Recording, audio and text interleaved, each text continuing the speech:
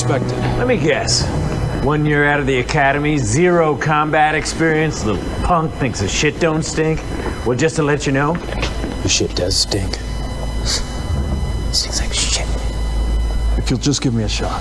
Give this your shot. Yeah, if you'll excuse me, it's time to round up a real team. Here we go. Welcome to the J2C show. Curran Holman here, and JT and JC are off in Wallowa Lake, taking a break for the weekend.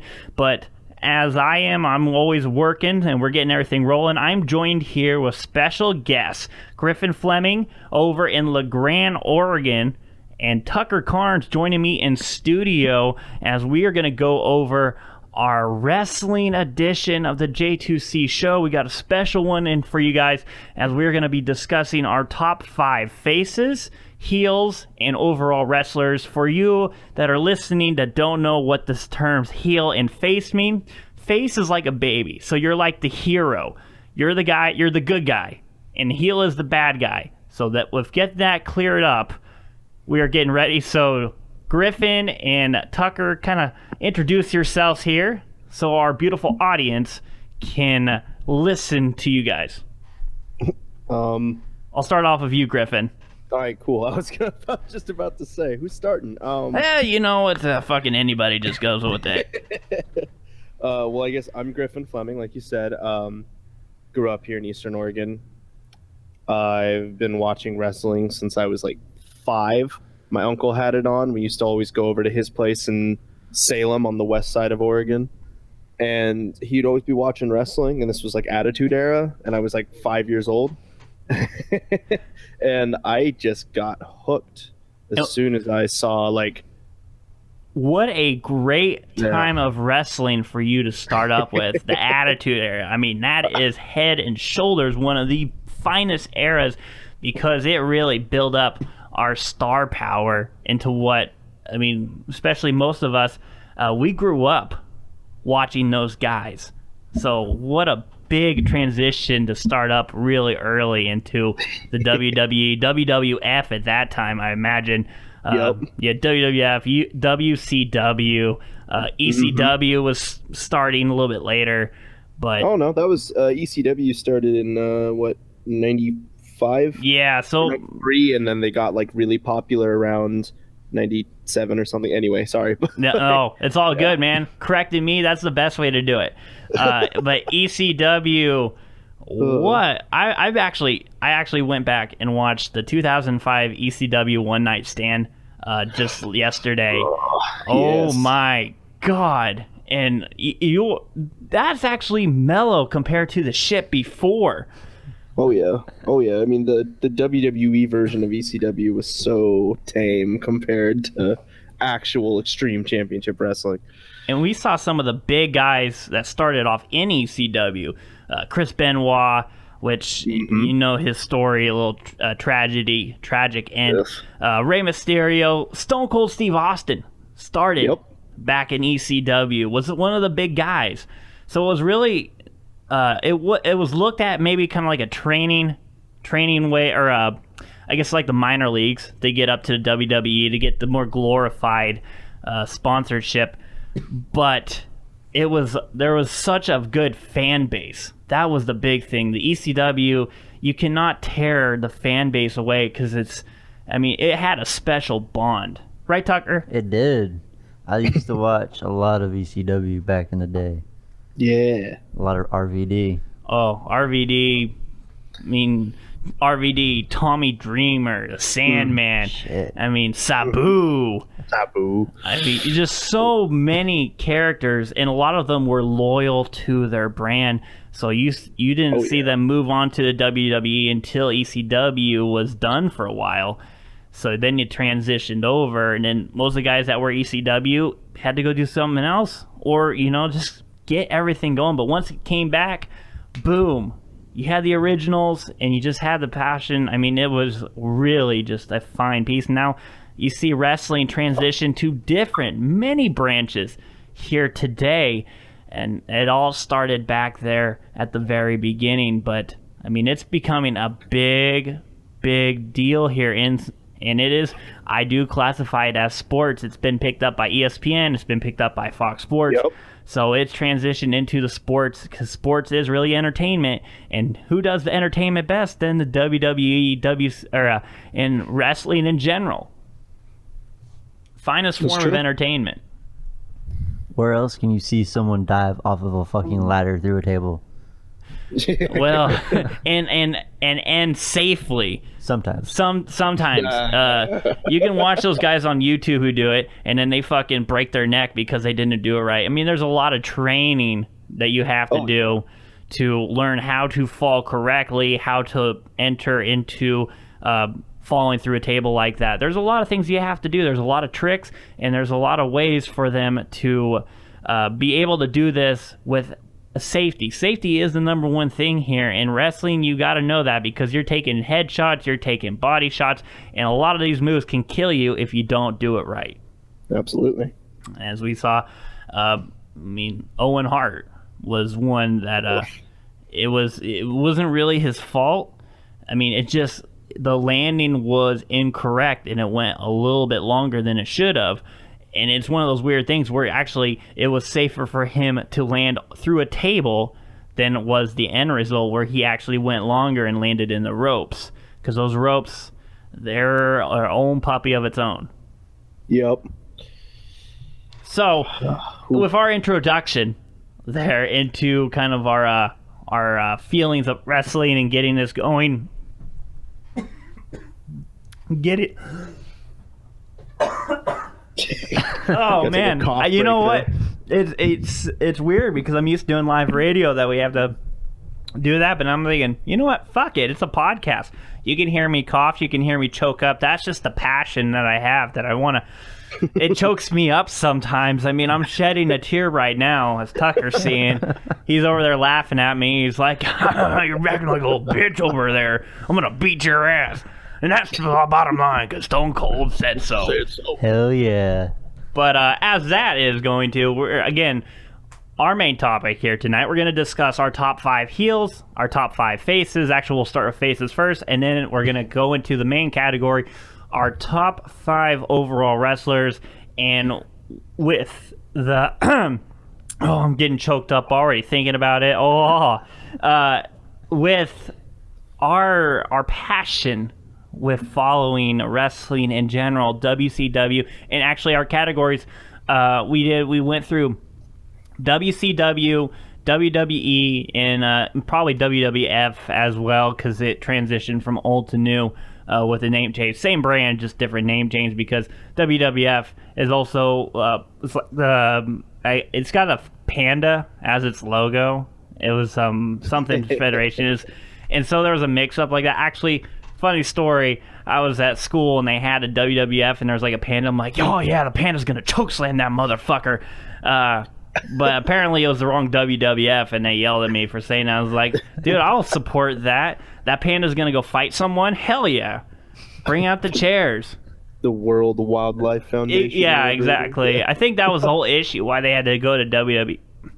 Yep. But, that's the exact reason.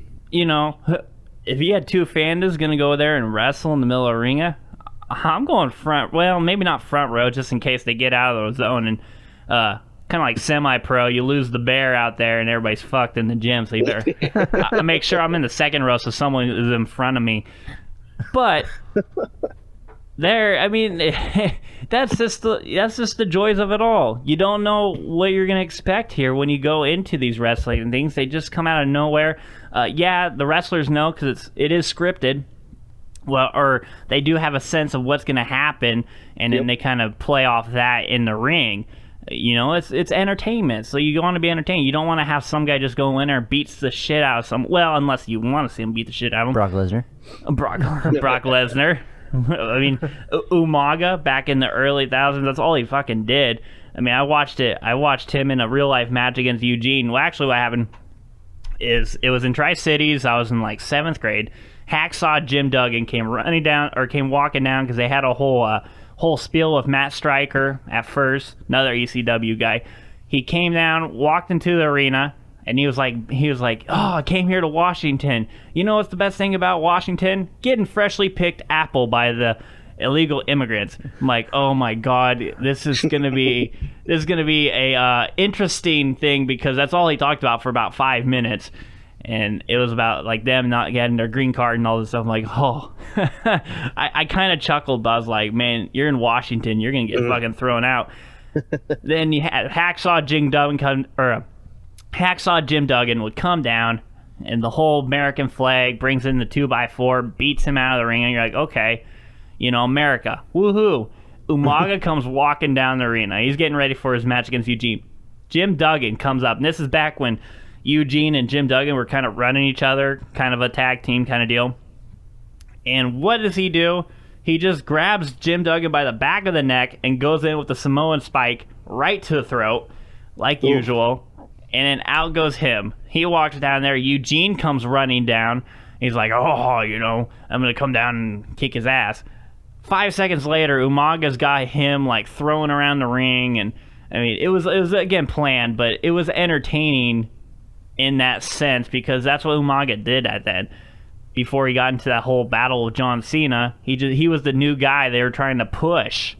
So that's kind of the pattern. If you have a new guy that you're trying to incorporate into your show as could possibly be one of the lead guys, I mean, you have him build up and just beat the shit out of a bunch of.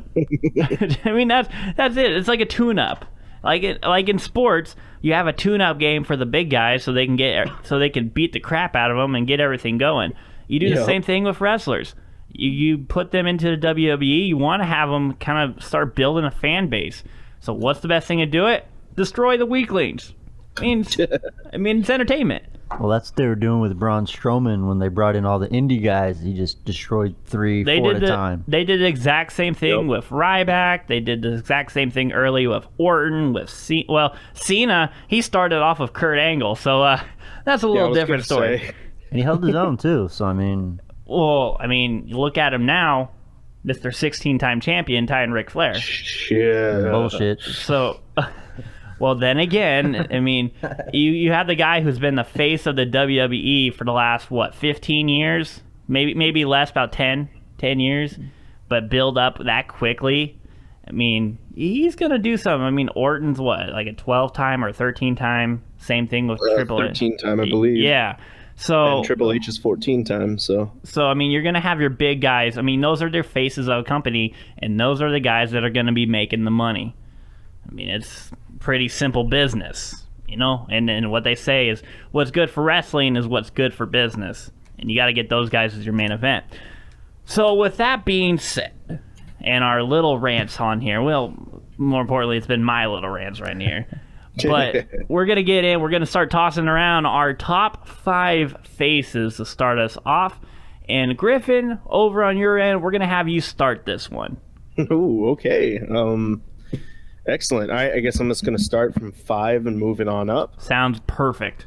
I definitely had to take some time thinking of, like, basically the best way to do this was I just thought, all right, if I said, baby faces in wrestling, who were the first people to come to my mind, and then think of, like, why or what they did and, like, really try and put it in order. It was really rough. Like, I will immediately say to start up was a close call who didn't quite make it, but was close, was Bret Hart, who fantastic face. He was the kind of the Canadian Hulk Hogan, for the early 90s. Yeah. He wasn't quite the whole America, brother, kind of, He was Canada. Canada, eh? Brother? He was Canada, eh? But he also was like, oh, man, everyone was like, oh, shit, this guy's... He was a fucking badass is what he was. Those sunglasses, dude, those sold so much. When my brothers and I, we used to wrestle all the time when we were a kid. We were watching that, and when we started watching that, what's the next thing to do in the first 5 minutes? My brother would put me in the sharpshooter just for fun.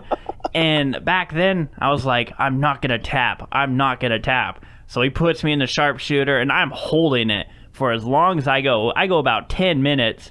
And then he starts applying the real pressure. I'm like, I'm not going to fucking do it. And all of a sudden, I the back starts aching. It's like, those moves are no joke. No joke. Yeah. Yeah, that's My brother used to put me in the Scorpion Deathlock because I was smaller than him. We used to do all those, but the worst thing about wrestling with my brothers is the finishing move was always a knee to the groin. That was always the ending move because that one was the real one. You kids. Yeah, exactly.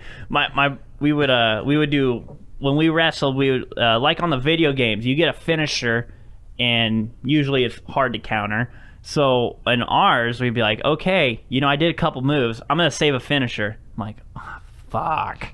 And so we started doing that. We all had our favorites. We tried. We like, oh, don't try this at home. Well, we tried it at home, and it usually ended up bad. But we would do that. And one of my brothers, I had 3 brothers. So one of them, his favorite wrestler is Bret Hart. So what's his favorite move? He would do the sharpshooter on me, either that or the pile driver. My other brother, his favorite was Ric Flair, and Ric Flair, that dirty motherfucker, he would do he would do the fish hook. That was one of his favorites. He would just go in there, and those hurt like hell. If you've ever had a fish hook applied to you, and you start yanking on it, yeah, it will rip the side. It feels like your mouth is just burning, and it hurt. And the other one he would do would be the good old uppercut to the crotch.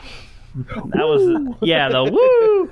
He would start doing back slaps, and all of a sudden, finisher. I'm like, oh, God, I wish I wore a cup today. And do that. And then my youngest brother would put me in the Boston Crab, except he called it the Henry Crab because he couldn't do it right.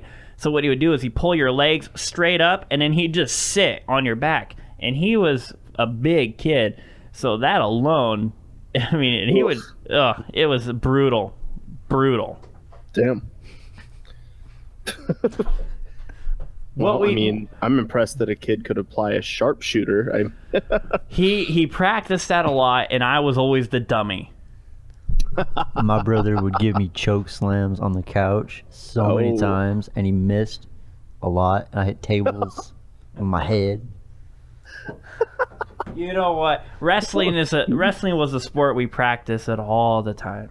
It just, again, you get caught up in the moment, and it just grabs you, and you just want to go out and beat the hell out of it.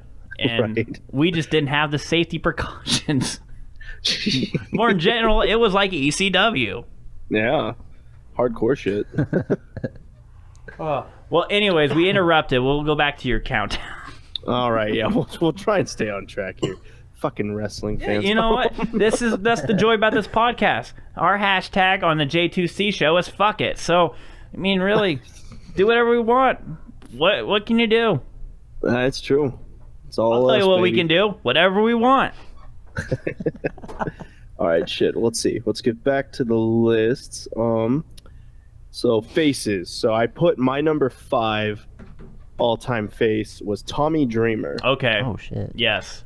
I went with EC Dub because I've always, as much as being someone who wants to get in the wrestling business, as much as I've never necessarily wanted to do a lot of the ultra-violent hardcore wrestling, I've been a huge fan of it. And Tommy Dreamer being the innovator of violence, man. I mean, this guy was insane, and he was willing to take all of the damage, and that alone brings him there as just like one of the most respected wrestlers, especially in hardcore. I mean, you can't say ECW without Tommy Dreamer. He is the heart and soul of ECW. Exactly. You can't put it better than that. I mean, that guy, I mean, he would bleed, he would cry. I mean, he would literally die for ECW, and you saw it in all his matches. Oh, yeah. And that's what I respect about him, is he has the passion for the business. He was a huge fan. He grew up watching Dusty Rhodes and all of those people and just fell in love with the business. And he showed that in every single match. It didn't matter. He started out as trying to be this typical colorful babyface, and ECW fans hated him. And it took a Singapore Cane match versus the Sandman. Of course, you can't say Singapore or a Singapore Cane without the Sandman. Just can't. And and that was the point where Tommy Dreamer had his turning point, and he became Tommy Dreamer. Like he went out there, and everyone was like, okay, well, it's this guy who's trying to be this good guy and whatever, but we like the dude who comes down smoking and drinking a beer and being a badass. So of course Sandman won, and the stipulation was you get to take caning and it until you basically can't take it anymore. And I watched this match today. Did you? Or actually during the ECW One Night Stand, the 2005 one, they would go back and recap some of the biggest moments in ECW, and the whole intro was the results of that match. Oh. That just says it all right there. It's one of those things that brings like a chill down my spine, because Tommy Dreamer is taking just a real caning. There's no joke about it. There's no fake cane involved on it. That thing is real. It hurts. Like, he is just getting destroyed. And he said that no matter how much it hurt him, he was like, I was determined to show people that I wasn't just some colorful baby face and that I was hardcore. So instead of what everyone thought he was going to do, which was take maybe a couple, and then his pride is destroyed, he refused. He just said, please, sir, may I have another? Yep. Screams it in the mic, throws the mic down, turns around, and just takes a Sandman beating. And if you watch that, at first it's like, okay, a couple of hits, and it looked like it would hurt.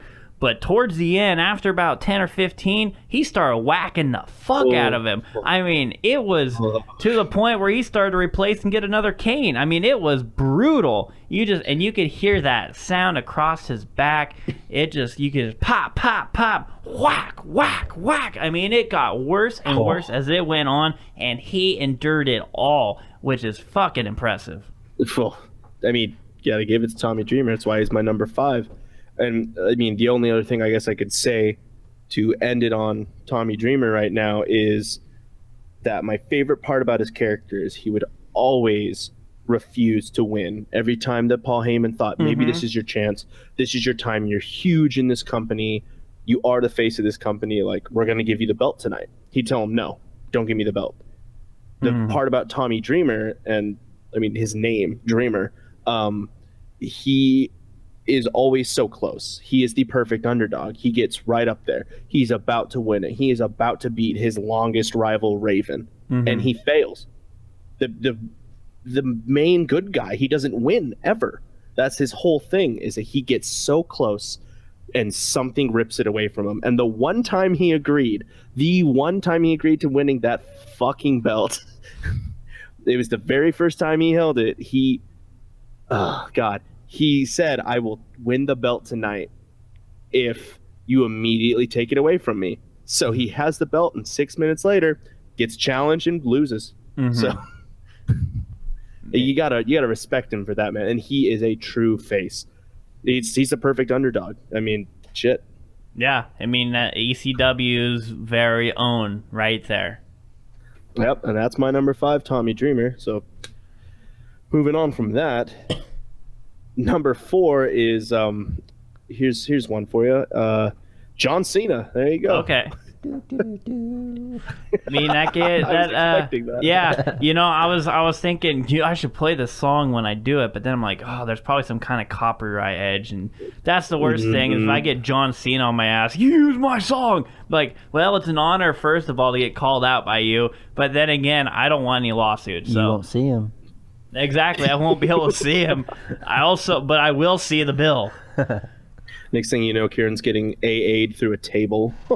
Well, I don't know if I would be mad or be happy. I think I take that as a compliment, really. Me too. 5 knuckle shuffle. I got my ass kicked by John Cena, and I won't be able to move. But fuck, was it fun? Worth it.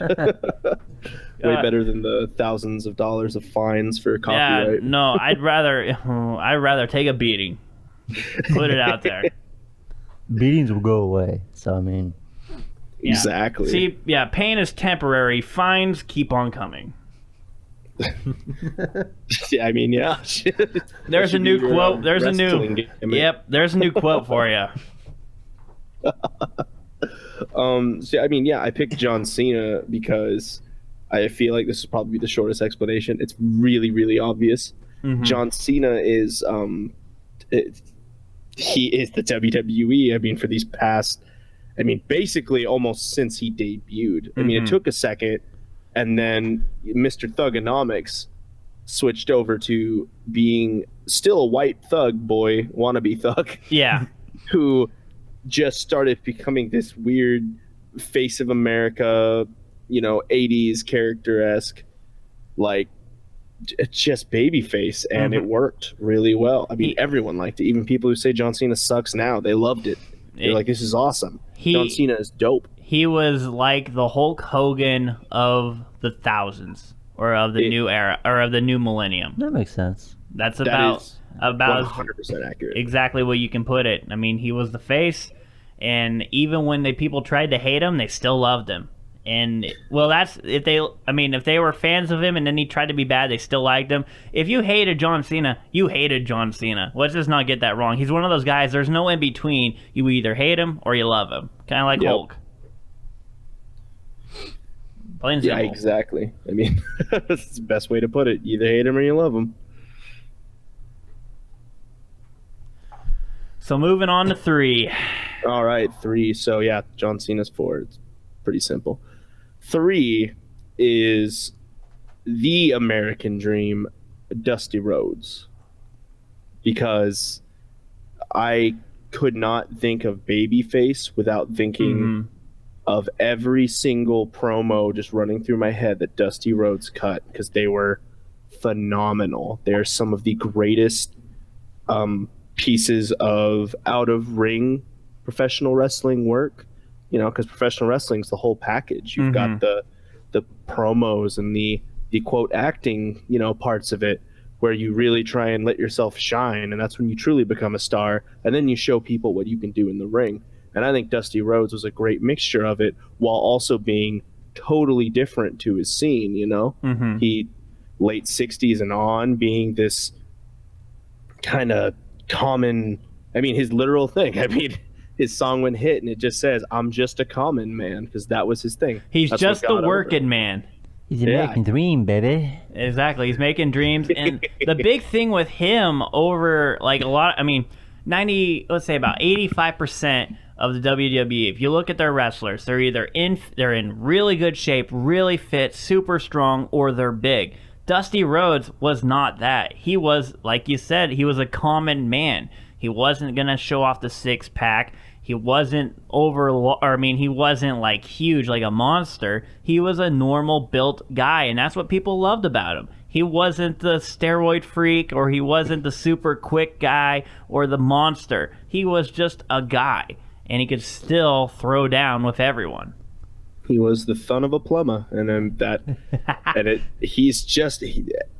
to me, he's the start of that. He was the start of the baby face who could come out and be like, I'm not just this like, oh man, I'm such a good wrestler, or America. Like, he was America because of the fact that he was just playing a hard working man who doesn't need to, constantly be at the gym and go, look at my muscles, I'm fighting for America. It was, this is me speaking. He was kind of like the head of a union or something, He's fighting for the people. He's trying to get rights for people and all this stuff. Like, that's kind of his thing. He was fantastic.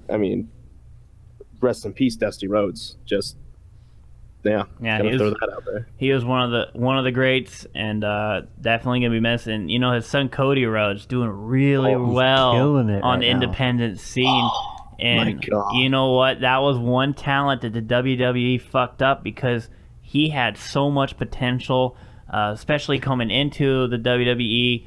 And again, he just had a lot to offer, and then they just kind of fucked up his character. And it just, I really wish they would have kept him, because on the independent scene, he is killing it right now. Dude, imagine the American Nightmare gimmick. Minus the Bullet Club, of course. But Yeah. which definitely helps him. But, oh man, he'd be so good right now. It's ridiculous. That's the one wrestling death that still gets to me, is Dusty being gone. Dude. And there's a lot. There's a lot that in the last couple of years, Roddy Piper was another big one. Warrior. The Warrior. It's just, there's been a lot of deaths. I remember when I was doing my a music show, and I played. It was like, I think it was like the weekend after that happened. because I remember the Monday Night Raw, I remember the induction in the Hall of Fame, and then boom, it just happened. You're like, what the fuck just happened? I just saw him, I just watched his thing live like 10 hours ago, and then that popped up. So I mean, it because he was one of my favorites, and to see that happen, I mean, I had it's a music show, and I played his theme song at the intro and had like a 15-minute rant. It wasn't talking about wrestling. It wasn't talking about it because he was such a big part of my life, and it was one of those tragic things where you're just like, man, it's just it hits hard. Mm-hmm. And that's the importance of when you see people talk so passionately about wrestling. For those who, oh, it's fake and all that. It's not about what's real and what's fake. It's about what that person stands for and what that character does to you that gets you attached to him. That's the passion. Mm-hmm. The fake moves or the real moves, it's not. That's exactly. It's not WW. Changing up F for wrestling, fighting, and real wrestling. They have their own that. This is about the story, the entertainment, and putting people in a place where they see their guy on top and giving a good show. That's what it's all about. Exactly. That's what it's all about, baby. The same people complaining about wrestling being fake are the ones who watch Twilight and The Walking Dead. So, I mean, really? You're calling out strikes already. It's Tucker Carnes. He lives over in Mission, and he's ready to throw down, though. Let's go. You motherfuckers want to come down and get a piece of him. He's going to put you in an ankle lock and I am staying at probably Kurt Holman's place tonight. You come right there. We're going to tag team you guys. Wait, whoa. That sounds weird. Fuck it. We're already rolling with this. This is our promo. We're already on our promo. When the 10-inch vipers come running out, 10-inch pythons come rolling for you, what you gonna do? 10-inch vipers. So what you gonna do, brother? Yeah, what you gonna do? Because Tucker's gonna get you. And eat your vitamins. More like say your prayers and drink your beers. But exactly. We're gonna mix it up. Fuck it. I got a luchador mask. We're gonna go for it all. Yes. So as you can see, we're really off on this one. But moving on to number 2 there for Griffin's top 5 faces. All right, I'll get through this. All right. Number 2 is I got to go with Stone Cold Steve Austin. Because take the working man that Dusty Rhodes was. Now take that, and instead of being the working man who is just fighting for the rights and just showing that America can succeed while still being blue-collar hardworking, take that and make him pissed off as hell and put a beer in his hand. And God damn it, it's exactly what wrestling's all about, baby. It's just kicking ass, stomping mud holes.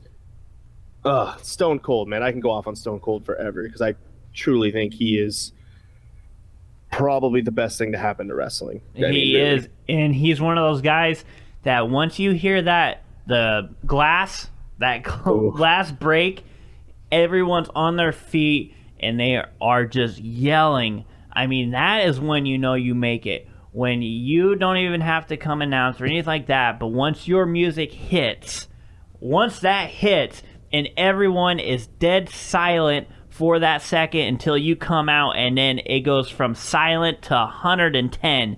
That is what we're talking about in wrestling. That emotion is what grabs you. Who else can kick their boss in the nuts? Yeah, exactly. Multiple Well, times. I mean, it's planned, but I don't advise people to go into your boss and say "fuck you" and then kick him in the balls and try to get away with it. It just doesn't happen here in the real life.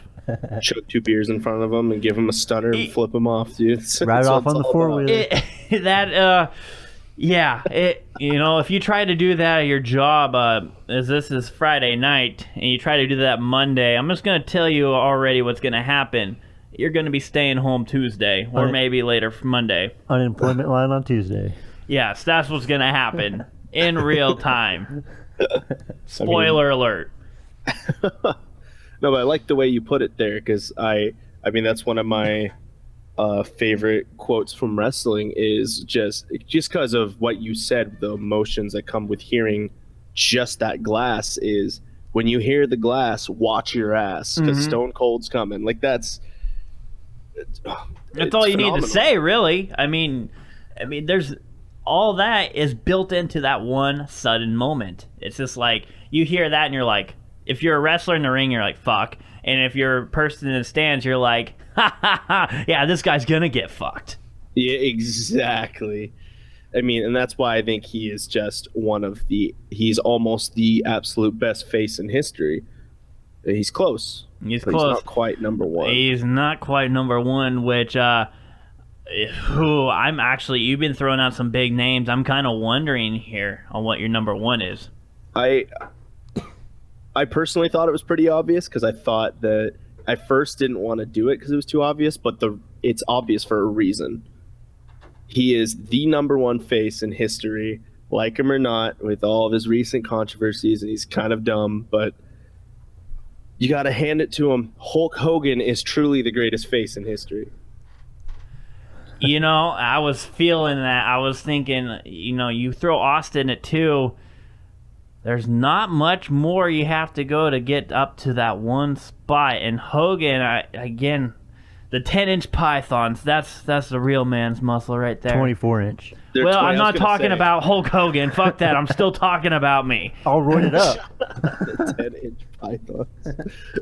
But, I mean, say your prayers and eat your vitamins, because you're about to feel these 24-inch pythons, brother. And what he did to wrestling, I mean, the nostalgia of Hulk Hogan and just everything attached to it. You couldn't go anywhere. I mean, he had such a popularity. Now, his popularity in the wrestling ring was amazing. His movie career, not so well. Oh, terrible. Suburban Commando. I mean, his best movie was probably as a cameo, or actually, well, no. His best movie was a cameo in Rocky 3. I mean, that's probably hands down as Thunderlips. That's his best. But I mean, I was gonna say maybe his cameo in the Teenage Ninjas or something like that, or I can't remember. I used to watch them all the time. But the ninjas, the kid ninjas, and then you had Pat Marika, or I'm fucking up that name, Mr. Miyagi's character. He was the uncle, and it's like, I think it's like Teenage Ninjas Kickback. You mean, isn't that just Three Ninjas? Three Ninjas, that's it is, yes. Yeah. It's Hulk Hogan. It's probably his best other spot than the fucking Rocky 3. I mean, it's hard to talk about his movie career. And he's coming back. Let's avoid the movie career. Yeah, he's not The Rock. Let's just say that.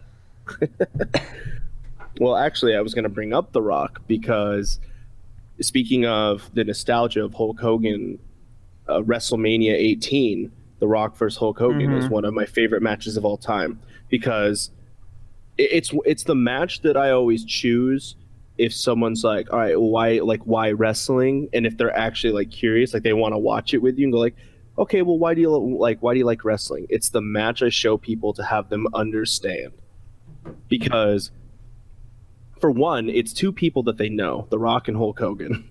So they come out and they just, that crowd was so loud. Like, you can't even hear the commentators, because as soon as Hulk Hogan comes out, that crowd does not care how unpopular he is. Some of the terrible things that he did in WCW near the fall of it, which, WCW went downhill real fast. Yeah.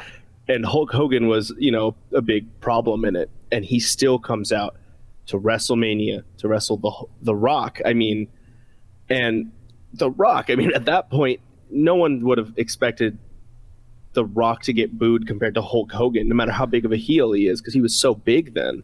Yeah. But Hulk Hogan comes out.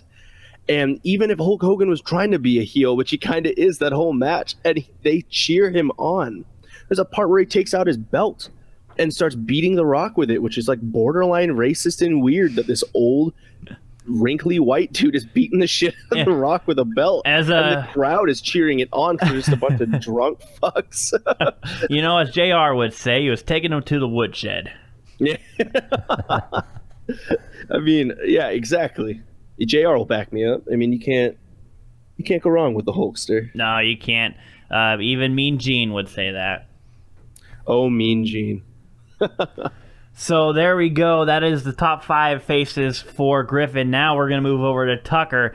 And Yes. as we, again, you can hear the passion we're talking about this because 40 minutes into it, and we just got done with one top 5.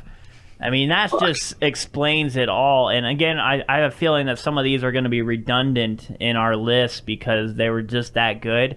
So you can hear exactly, what made these guys difference. Because, again, these guys weren't all faces in their career.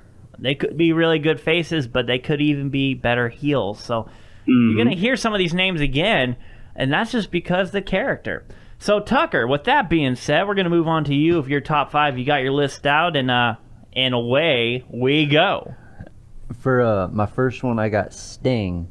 As your at number 5? Oh, wait, hold on. Becky Lynch. I went one first. Okay. Well, we know you're number 1, but we'll let you I do have explain it. a- We'll let you explain I'm it. sorry. When we get to 1, we'll have you explain your number Alright, 1. there we But go. at number 5, you have Becky Lynch. I almost put her there, dude. Are you being serious right now? Yeah, she's my number 5. I literally almost put her at number 5 because she's amazing. She is the head of really that women's class on SmackDown. Yeah, you have Naomi, who's a champion, and I think she's a good champion and all. But, when Becky Lynch gets in the ring, she takes over. She's shooting straight fire. Whoa, okay, wait. But the head of the women's division on SmackDown? I mean, we won't get too far into this. So we're not super you have off Charlotte, topic. too. I mean, But yeah, you're putting down my queen here. yeah, Charlotte Flair there. She is there, too. But with that being said, that SmackDown women's division is definitely improving and getting bigger, which is big for them because now that the WWE is pushing the women's division to starting main events, it's getting big, and you need star power, and you picked a good one right there in Becky Lynch as your heel because you know what, she hasn't had that I guess a face, not a heel, face, but she hasn't had that heel time. Because she's kind of like Cena in early stages, where, well, I guess Cena in early stages was trying to be a heel. But when he started picking up his popularity, I mean, everything you see him do is a face. And so that's big here. And if this was 20 years in the past, she would have already hooked up with Vince. I mean, it would have happened.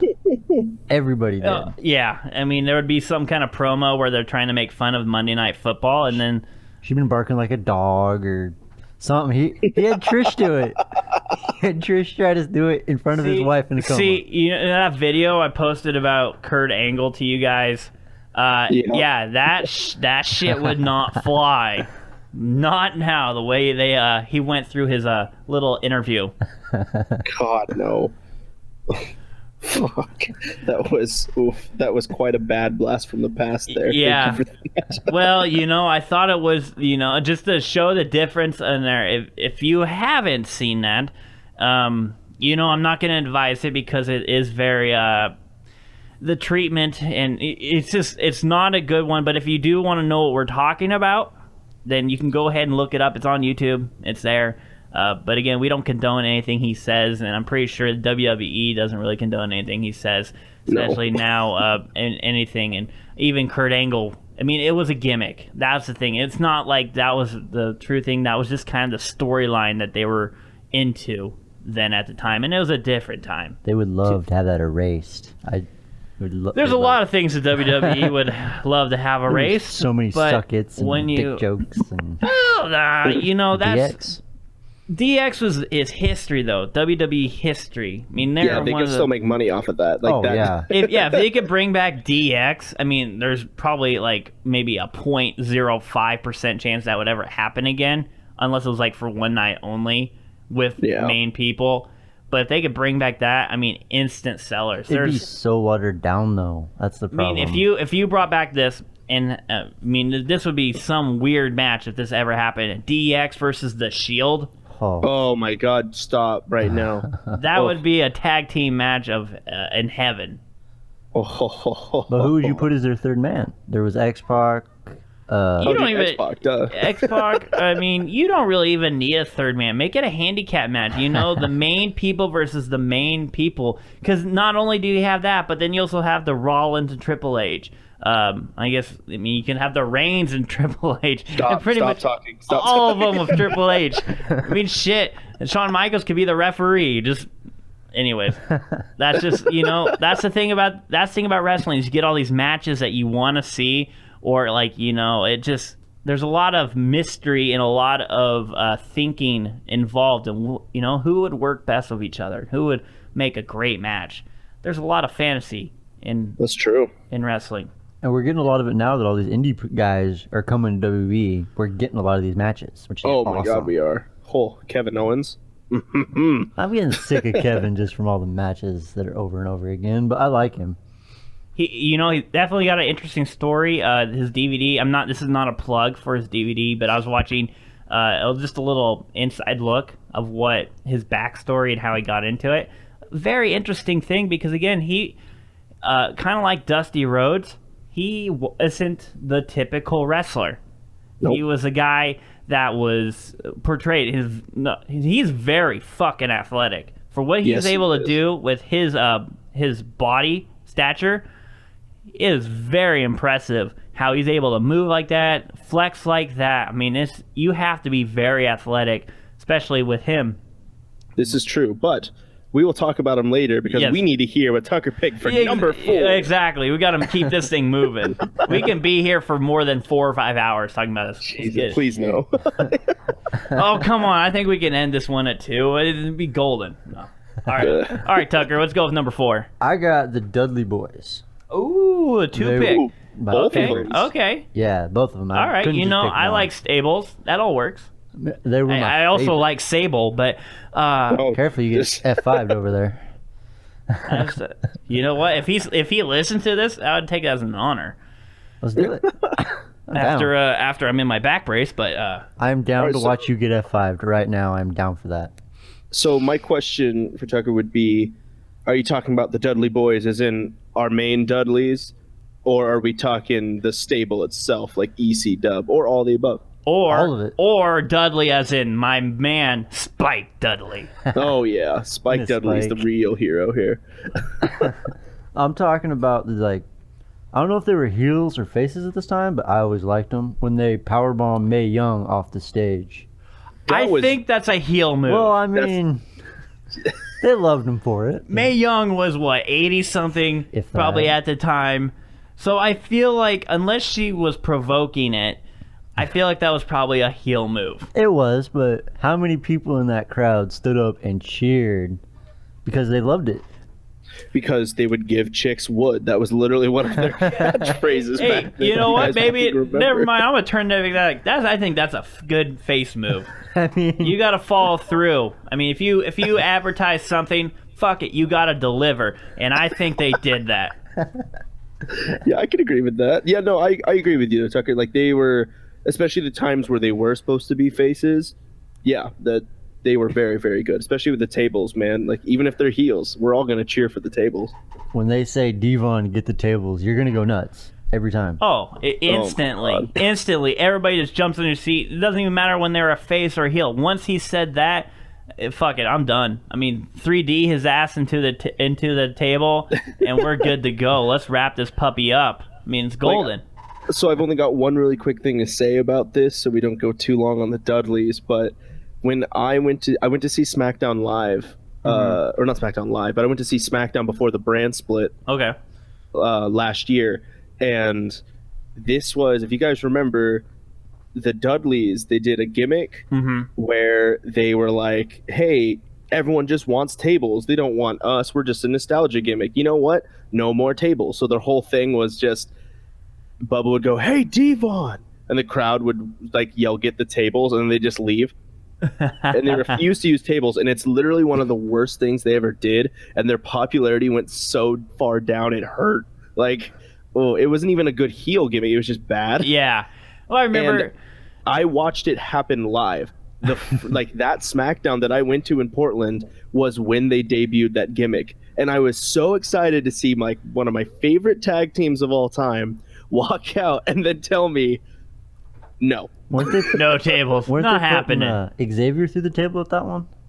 Well, that's right, because it was going to. against the New Day. They had that thing where it's like, oh, you can't use the trombone, but then the Dudleys can't use the tables. I'm like, oh, okay. Yeah, that was right before they stopped using Yeah. the tables. Oh, yeah. That was the save the tables thing. Yeah. Oh, Yeah. yeah. Yeah, they were protecting the tables. I'm like, That was so good. Well, but anyway.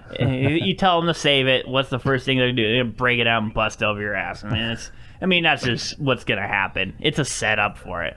I think that it went wrong when they fought the Wyatts and they put out the tables and they had Dreamer with them. Oh, I yeah. believe they had Rhino with them too, I believe. Yep. Team EC Dub. And they destroyed that because they never got to do it. Yep. They always got close and then the Wyatts would win. Yeah, that went wrong. It's a heartbreaker, but not as much as our heartbreaker at number 2. Three. Man, fuck, I'm way off. Well, You know, I was thinking Dudley's. I was going 4 and 3. But anyways, to you. 3. well, this one is kind of the same as my last one. Could be heel or face. It was Chris Jericho. Okay. Back when Yeah. he was making fun of Stephanie, talking about how all the superstars nail her, and Yep. Well, I mean, he's not completely wrong on that. no, he's not. And I'm pretty sure he's done that too. So, I You mean, got to keep it in. No, he's been. Hey, He what's was like married at that time still. nothing worse than keeping it in the business? So it's the only reason Triple H has a job. But anyway, you're not wrong. I'm gonna get a pedigree. I know it. Hey, again, if any of these guys listen to us and they came and wanted to do that, you know what? Put me in a ring. Just let me do it. Fuck it. I consider that a compliment.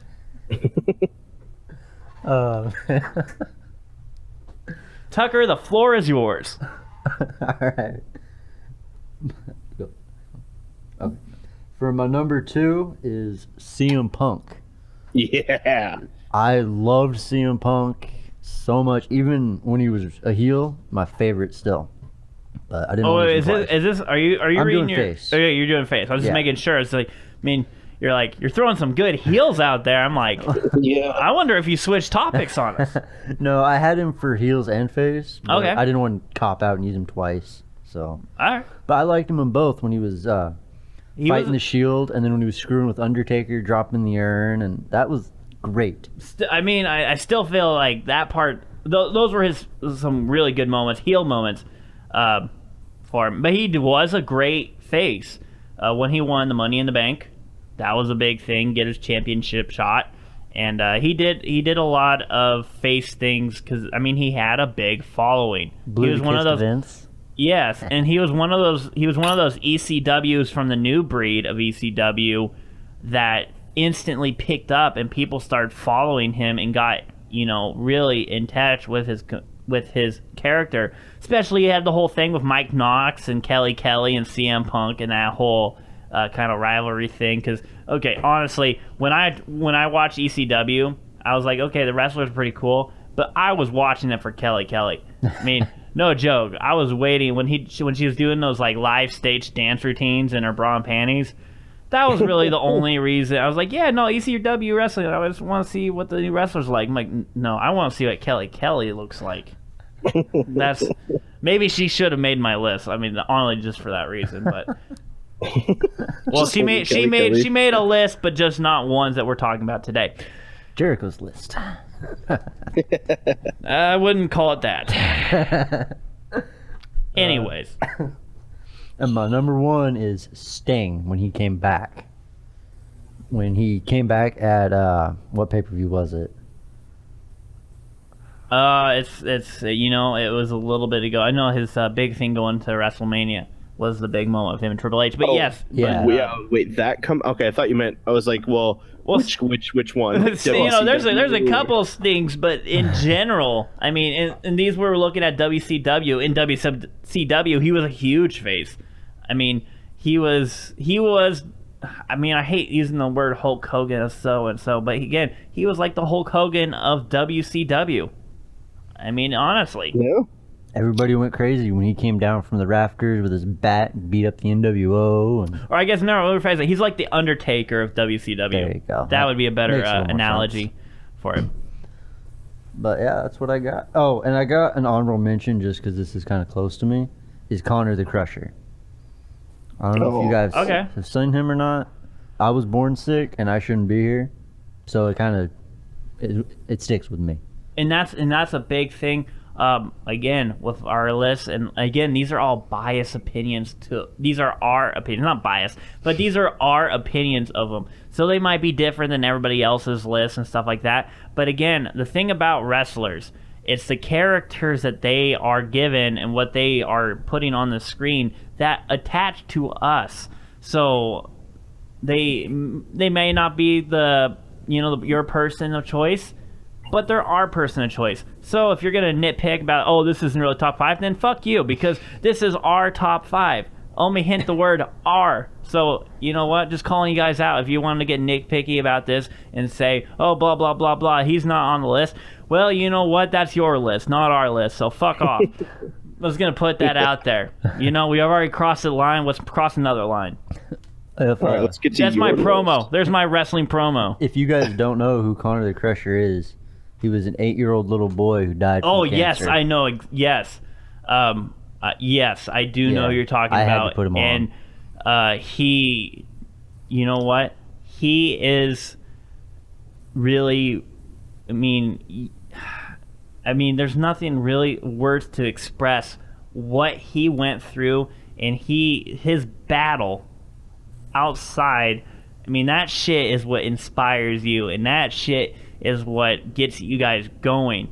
And so when you see that, and you see people starting to acknowledge it, and you see the process he's going, and you see when you see wrestlers use you as inspiration, that's a whole different level. That is real. I mean, yeah, we talk about our wrestlers and we talk about, the passion we have for those guys, but when you see it the other way around, where a fan like that and a person that's so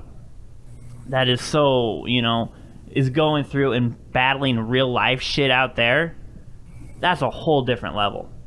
Yes. It just is. I mean, rest in peace to all these guys that we're talking about that have passed away in the last couple of years. I mean, it hurts us. I'm not gonna lie. That shit hits us. It hits us hard. All right.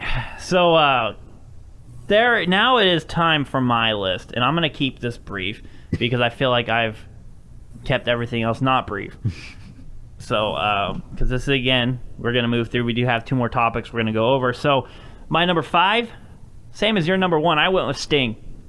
Nice. Let's explain it. He was one of the guys that WCW was a big thing. It was one of the first things I saw. And so, Monday Night Nitro and all that, and watching those guys, Sting was one that stuck out. He was a badass. He was a guy that didn't take shit. And when things got over him, he had his equalizer in the baseball bat. So it caught on to me, kind of that, you know what, kind of as this show is saying, odds against me, fuck it, let's just go out, let's just do it. So Sting number 5. Number 4, staying into the WCW era and the WCW arena, Goldberg. As a face. Okay. He was one of those guys that, you couldn't really see him as a face at first because he was kicking ass, but as it progressed and he started that undefeated streak, it picked up more and more, and then he made other wrestlers want to be heels to try to take down Goldberg. That was the character he was. He was always viewed as the hero. He'll even say that to him in his interview. That's what he wanted to be, was the hero. So that alone just made him the natural face. I mean, it was hard to root against Goldberg unless you just hated him for being Goldberg and you wanted to see him lose. That was about really your main reason for hating Goldberg. So at 4, for my face is Goldberg. I like it. Yeah. So moving into 3, another one we already said, Stone Cold Steve Austin. Fuck yeah. I mean, exactly. That's about all you can really say is fuck yeah. I mean, he's just going to throw his fingers in the air and do what he wants to do, and he doesn't give a shit about it. And if you want to say something to him, all right, put up your dukes. Again, he could be viewed as a bad guy, but people love that. People love the rebel. So mean, that's about all you can say about a face is a guy who's going to fight against a man. It's about what you're looking at. Number 2, guy that we talked about but not on the list, Ultimate Warrior. This guy had a huge hold on me when I was a kid, and one of the first matches I watched, not live because I would have been old as shit, but was Ultimate Warrior versus Hulk Hogan. My brother was a big Hulk Hogan fan. And so naturally, when we saw that match, I was a huge Ultimate Warrior fan. One of my favorite guys all the time. The whole pump up, he got everybody pumped in the thing. When he grabbed the ropes and started shaking it, I mean, that stirred up. And you hear his song drop, everybody's just like, oh. And the fact that he could run every goddamn way or step of the way from the entrance to the ring every time and then run out when he wins, that alone was just on a whole different level. And on another note, he was Sting's tag team partner before they got into before they made it big. Yep. Those two alone. So again, those matches, I mean, you could see the greatness building in between those two. But so I went with Ultimate Warriors number 2, and again, he was always seen as the face. It was hard to see him as a bad guy, even against Hogan. It was like two faces battling each other, which you don't see too often. There's always a good and a bad. Well, you had two good guys just fighting for their belts. So number 2, Ultimate Warrior, and then number 1, I got to give it to my boy John Cena. I mean, to me, when I was a kid, there was one wrestler that when I saw is like everything he stood for is what I stood for, and down since day one, that was the one phrase that really stuck with me. So when I got to see him live, when he was wrestling against Edge in a steel cage match with Ricky the Dragon Steamboat. Man, I get this out fucking straight. When I saw that match, I mean, he was the one real wrestler that wherever he was doing whatever, he was the one guy that I cared so much when he lost. When he would lose his title, I would be fucking pissed. I mean, not many people would make me do that, but when I watched his matches, when he won big matches, I was so happy the next day. I'm like fucking pumped. I'm going to go buy that pay-per-view once it comes out on DVD, because that's how old school I was. Not quite VHS old school, but I would do that. I would get so pumped, and if he lost, I would never watch that pay-per-view again. I'd be like, fuck that. And that also became my hatred of Edge. But that's for a different story.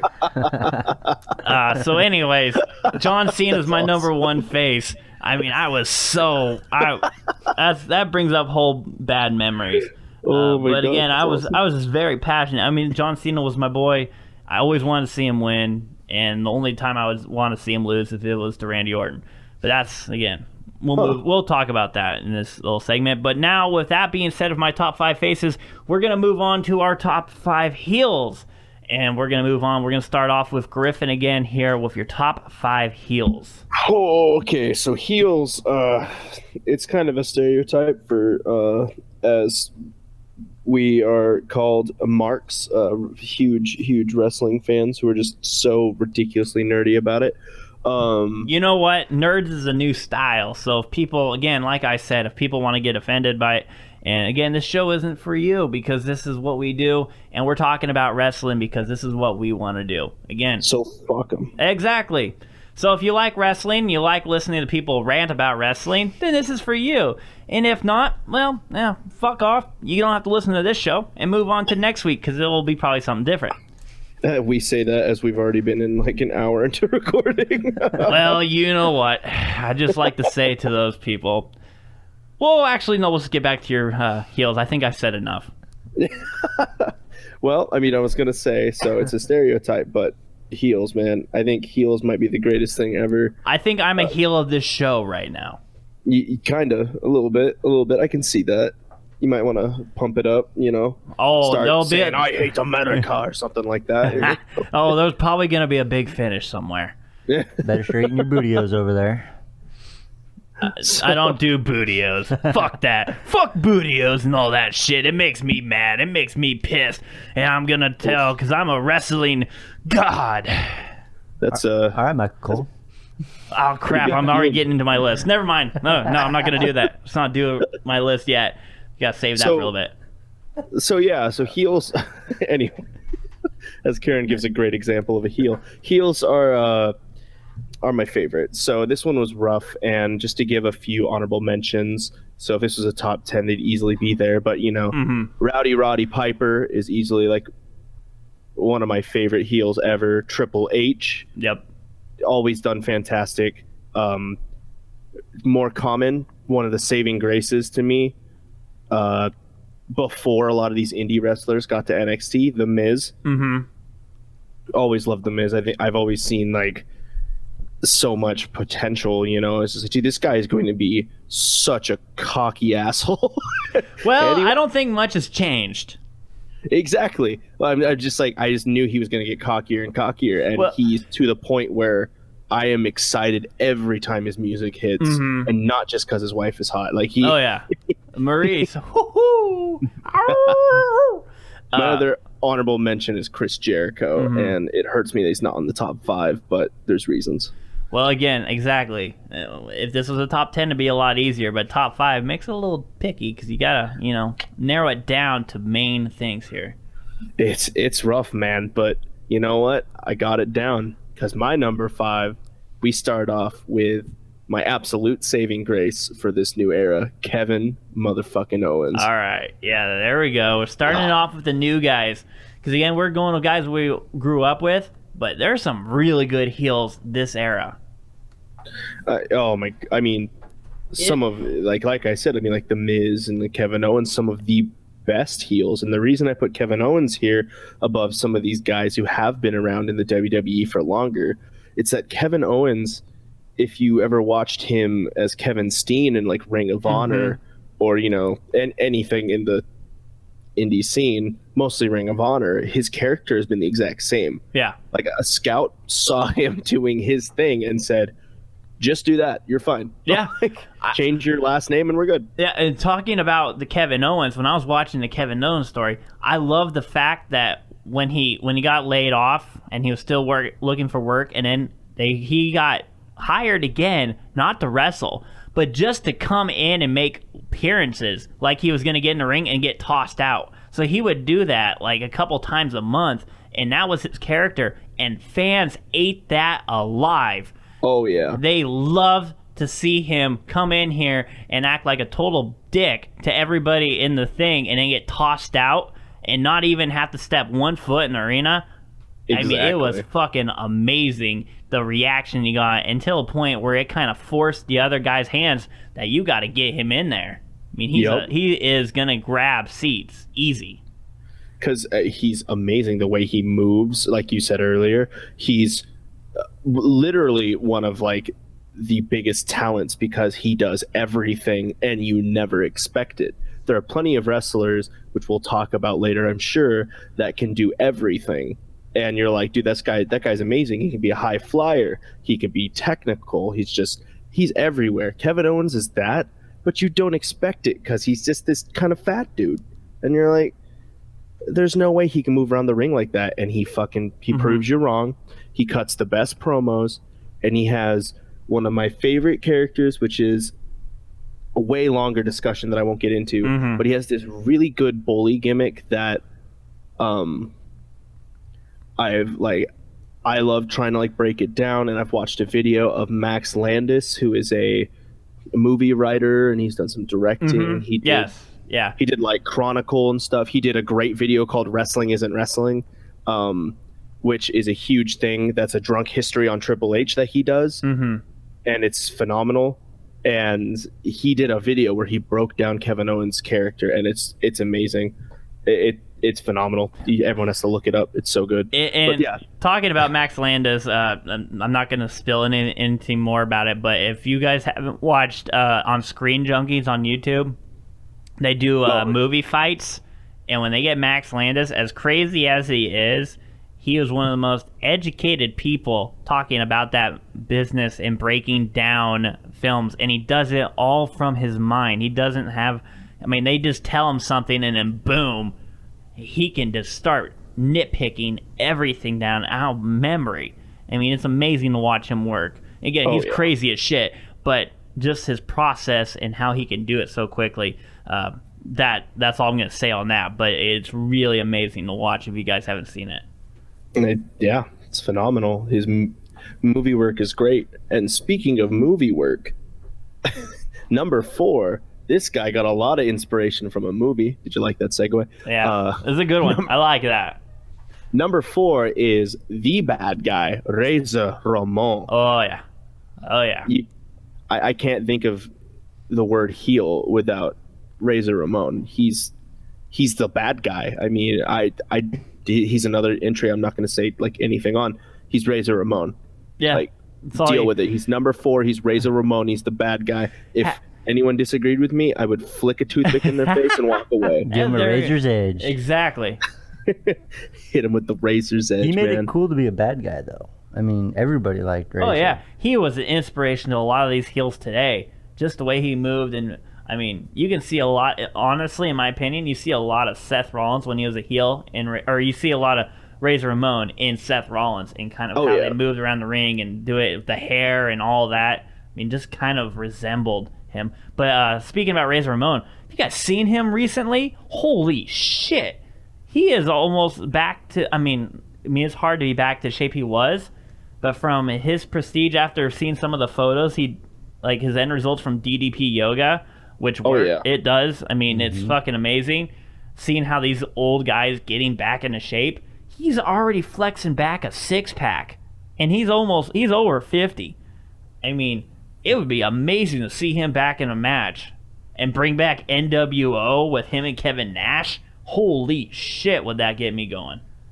I mean, yeah, he's getting back. He's getting back to shape, and his story is awesome, and so is Jake the Snake's in Resurrection. One of my favorite documentaries on Netflix. Go ahead and check that out. That's a piece of work. I got to see him live here in Walla Walla when he did his comedy tour.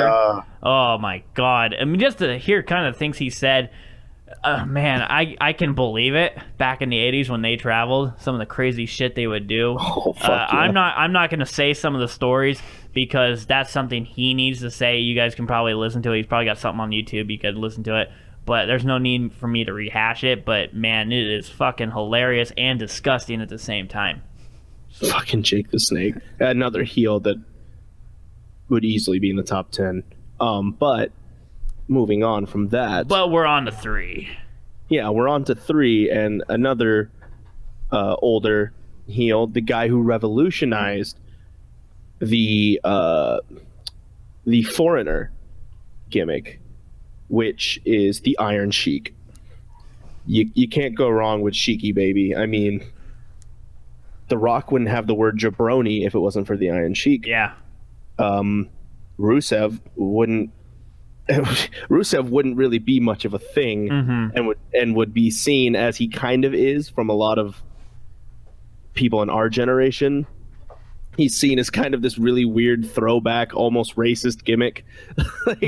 like, oh, okay, so his gimmick is we have to hate him because he's foreign. In the 80s, that was the thing. Yeah. The Iron Sheik would come out, and he's just this Iranian beefcake who just comes out and just spits at, I spit at you, Haktui, and spits all over you and just tells you your country sucks.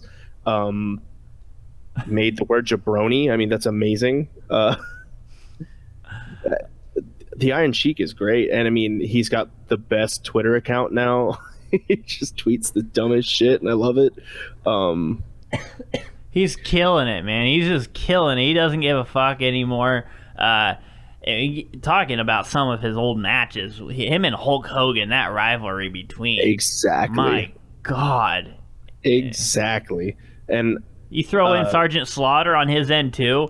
Oh. And you got, which everybody's like, oh, Sergeant Slaughter, I thought he was USA. Oh man, his gimmick when he was running with Iron Sheik against Hulk Hogan. The Iranian sympathizer. Yeah. Oh my God. It was a fun watch, but I mean, if you were a USA person, you were fucking pissed until Hulk Hogan started dropping stopped dropping some leg drops everywhere. Or Macho Man dropping an elbow drop. Exactly. But I mean, that's one of my favorite things with the Iron Sheik is he has a story where someone threatened him. Someone had to be escorted away. Like, they didn't even get in the arena, but he had to be escorted away from the area because he brought a shotgun and was threatening to kill that Iranian son of a bitch trying to threaten my country. Sometimes I take it seriously in wrestling. Not that point. That's way over the line for me. It's ridiculous. And it was that whole Reagan era thing. And speaking of old rich crooked people, my number 2 is Vince McMahon. Ooh, I thought you were gonna go a whole different way with that, but I was guessing. Hopefully I don't say it. I was gonna go with Ted DiBiase. I thought that's where you were leading with. That would have been a good one, but I went with. Going along with my number 2 pick of faces was Stone Cold Steve Austin. I mean, it was super cool to see him hit the boss. Well, one of the best heels is the boss. Exactly. And I'm probably just gonna leave it at that because, as Tucker said earlier, bark like a dog in front of his. Everybody wanted to kick Vince's ass. That's just how it was. Yes. Because you want to be Vince because he's a billionaire, owns a wrestling company, and he can make someone like Trish Stratus bark like a dog, which I can't say with a straight face because that is one of the worst things that's ever happened ever. But it happened. It happened. It happened. It's already there, Vince. Sorry, you can't erase that from history, buddy. It's archived on the WWE Network for only $9.99 a month. That should be their plug. Watch Trish bark like a dog for only $9.99 a month. Honestly, if you said that, you probably get more viewers. I mean, as sad as that is, you probably get network. Well, thanks. We know where you lie on that, Tucker. But yeah, I mean, Vince McMahon to me is one of the best heels, but the absolute best heel of all time. Let's just say that he's a limousine riding, jet flying, wheeling, dealing, kiss stealing. Woo! Chavo Guerrero, we know that. Kerwin White. Yep, there you go. Kerwin White is actually the golf cart driving, swinging, always losing. Kerwin White. Poor Chavo Guerrero. And Ric Flair is, of course, my number one because I cannot, as much as a lot of these people come to mind when I say I cannot, he's the inspiration of the role. Ric Flair is the heel. There's no doubt about it. He'll steal your chick. He has more money than you. He's stronger than you. He's more agile. He'll disguise himself as this weird black morph suit dude beating the shit out of Sting randomly, like all these different weird gimmicks, and they all seem to work even if they suck because he's Ric Flair. Because when Ric Flair hits the ring, as soon as he cuts a promo, whoever the face is, they're over. They are just. It works for everybody. I mean, even in Evolution, this old ass man comes walking down, and these young people. I remember growing up watching that happen, and I was going, who the fuck is Ric Flair? But everyone is wooing, and I was like, I don't know what's happening, but I kind of like it. Once you heard the woo, things were about to go down, and you're gonna get you're gonna get a poke to the eye, you're gonna get a big old kick to the balls. And like I said earlier, the fucking fish hook. God damn, I heard my cheeks hurted from that so much when I was a kid. Oh, and they would just do it out of nowhere. Just be like, ha, gotcha. I'm like, oh, god damn it, not again. It just happened. There's not much I can say about that. I mean, for the man who inspired that move, god damn it, Ric Flair. As much as I want to say it, fuck, that hurt me so much. I kind of got to give you a swift fuck you on that one. Man. Anyways, all right. So Ric Flair, number 1, right there for Griffin. We're gonna move on to Tucker with his top 5 heels. All right. Or faces, I don't know which way you were going with on that one. But anyways, we'll go heels. This one, a lot of WWE guys don't know about yet because he's pretty new. But Samoa Joe.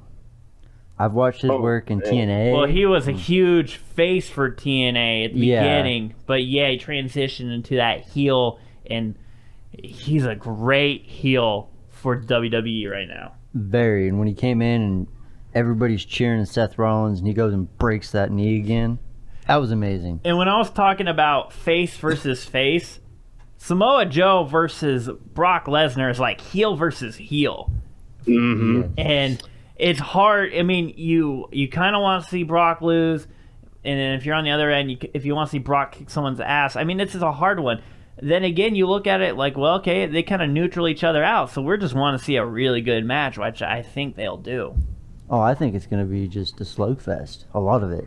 Just got a lot of big moves. I don't think it's going to last very long, but it's just going to be a lot of big hits. Oh, it's going to be awesome. Everybody's going to try to suplex each other. I mean, those guys, most of their moves are suplexes and then submission. I mean, it's going to be one of those. It's not going to be a flashy match. It's just going to be an all-out brawl, nitty-gritty, just a bloodbath. And Paul Heyman yelling. I mean, I'm a huge Paul Heyman guy. I always have been. I mean, just the way. I guess I kind of get my wrestling speaking tactics from Paul Heyman. I mean, you know how fucking awesome it would be to have his job of being the guy who gets to announce all these guys and just go in. Now, there's the effect that usually you go and talk by yourself and you get your ass kicked, but then again, that'd be fun too. But just to go and start yelling at everybody, bad-mouthing, and not giving a fuck. I mean, really. You're just going in there and be like, yeah, you piece of shit, blah, blah, blah, blah, blah, blah, blah, blah, blah, blah. And then, boom, Brock Lesnar. He's going to do the dirty work. But then again, I get to talk shit about you for about 20 minutes. I'm Paul Heyman, do what I want, make money. After he F5'd, I'm still going to yell in your face to you. Oh, yeah. It's kind of the way he was. Because he told you this would happen. But yeah, I mean, fuck. I were thinking about it. I should have put Paul Heyman as my number one heel, honestly. It's not a bad pick. But yeah, I like the pick of Samoa Joe, though. I really do. That's a big one. I can't wait to see more from him. Oh, he is a star. Oh, like yeah. He's on that one like plateau where he's like Seth Rollins, where he just started picking up, and as more and more as a heel, I mean, not quite as the athlete, like in the sense of flashiness as Seth Rollins, but kind of that same momentum buildup, where once he gets to that top, which I think he'll be very soon, he's just going to be a main level player. Yeah, he's going to be the top guy.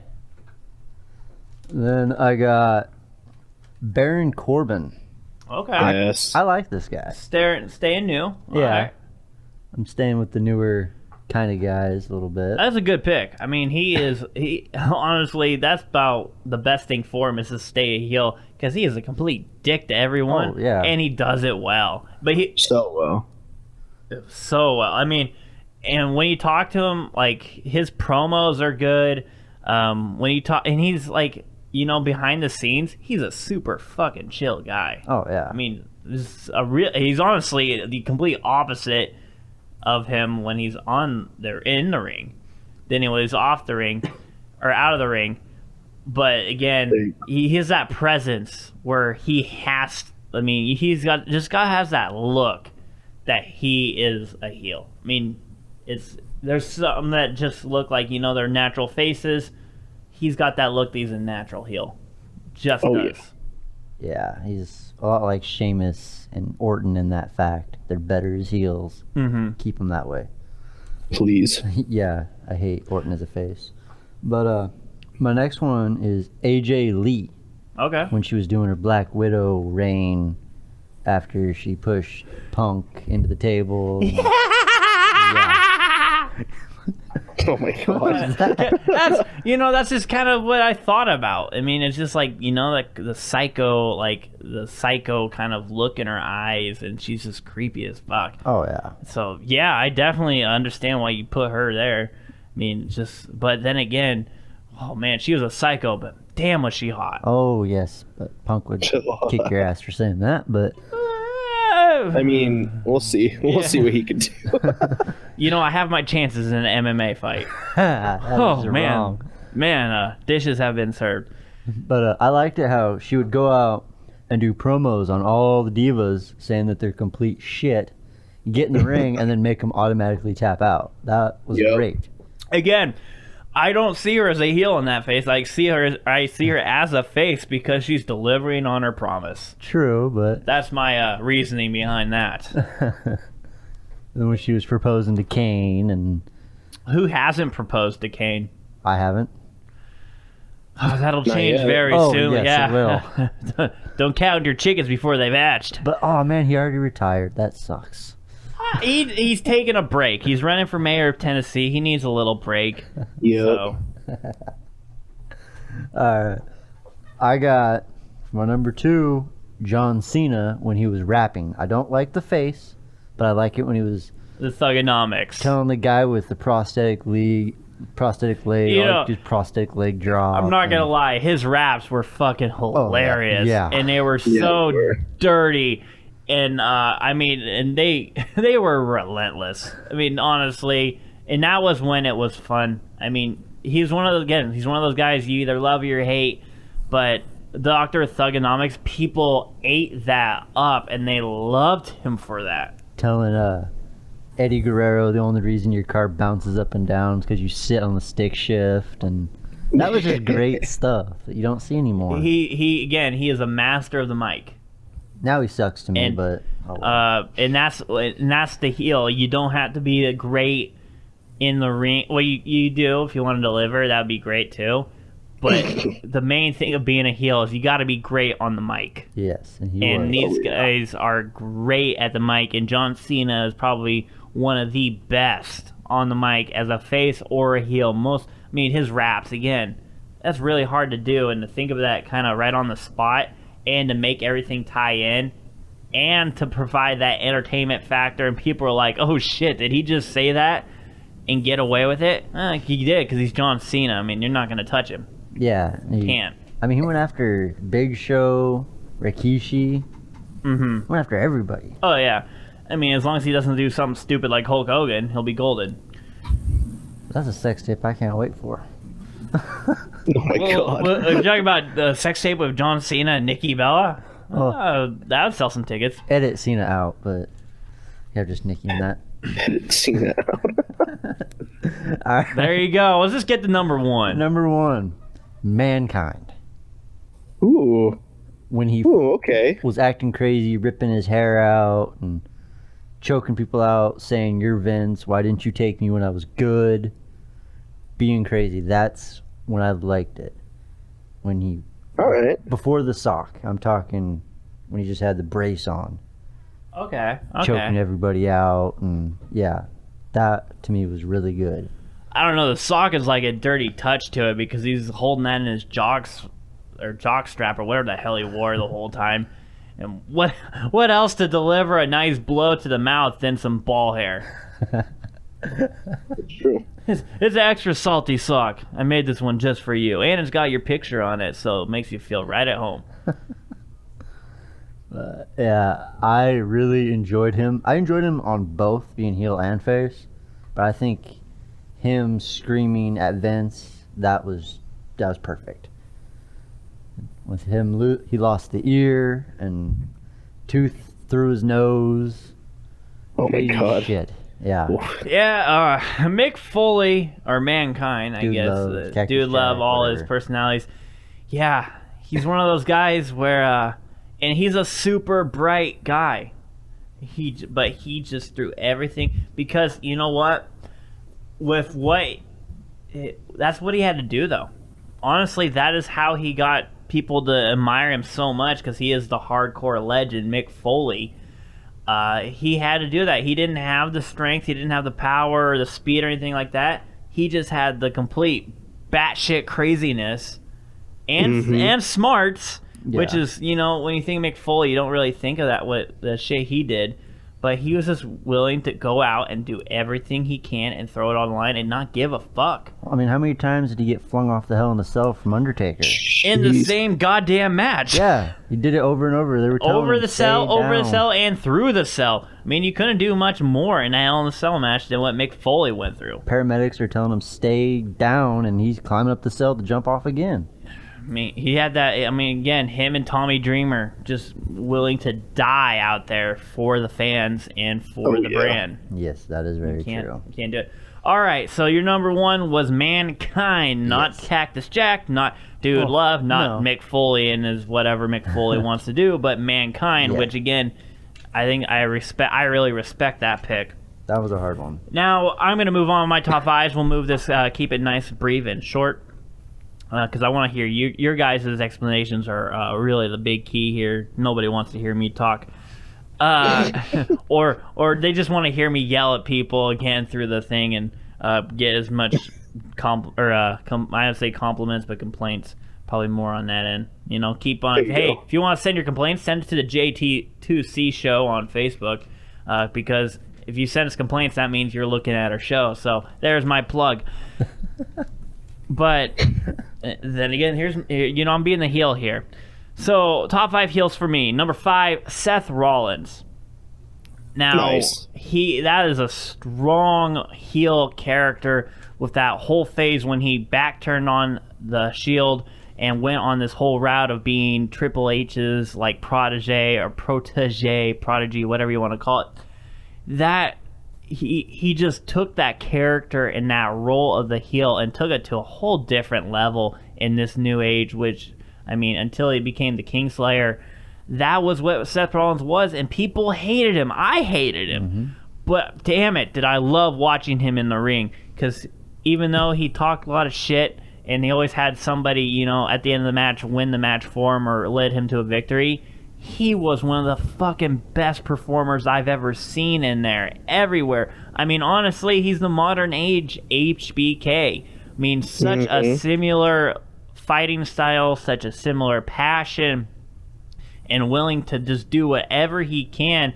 And as a villain or as a heel, I mean, he just took it to a whole different level, and he had great rivalries. That is the big thing of heel. You've got to make the face look good, and Seth Rollins did that very well, and he was a master at the mic, and so that's why he got my top 5 pick. I mean, he would have been higher, but there was some amazing heels in here. Number 4, and as I kind of went on a spill earlier, JBL. JBL as a heel was one of those big performers. I mean, he had his early tag team as a face, I believe it's the Alkalites or something like that was his name. APA, the Acolyte Protection Agency. Yeah, exactly, with Simmons. Damn. Exactly. But JBL, when he became that character, took it to a whole different level. I mean, if you want to talk about modern or that whole 2000 millennium heel, JBL's right there on the top of the list. Maybe he's even the leader, because he was a master on the mic, and then he was just a big old Texas boy that was a lot of his skits were racist as fuck. I mean, there was literally he did a promo with him bringing people back over the border. I mean, literally, it was like his match against Eddie Guerrero. That was his promo. He was over on the border bringing people back. Well, maybe they're their own pretend border, but that was the whole promo. So he was just somebody you loved to hate, and that was the big thing, heel. And again, he made Eddie Guerrero's face look so much better when they fought. But he had a great rivalry with Eddie Guerrero. He had a great rivalry with John Cena at the beginning, and then Chris Benoit in the United States Championship rivalry. I mean, anybody he got in the ring with as the heel, he made that face look so much better and perform much better, because JBL brought it. Doesn't matter what the fuck he did, he brought it every time. So JBL at 4. Number 3, I went with Triple H.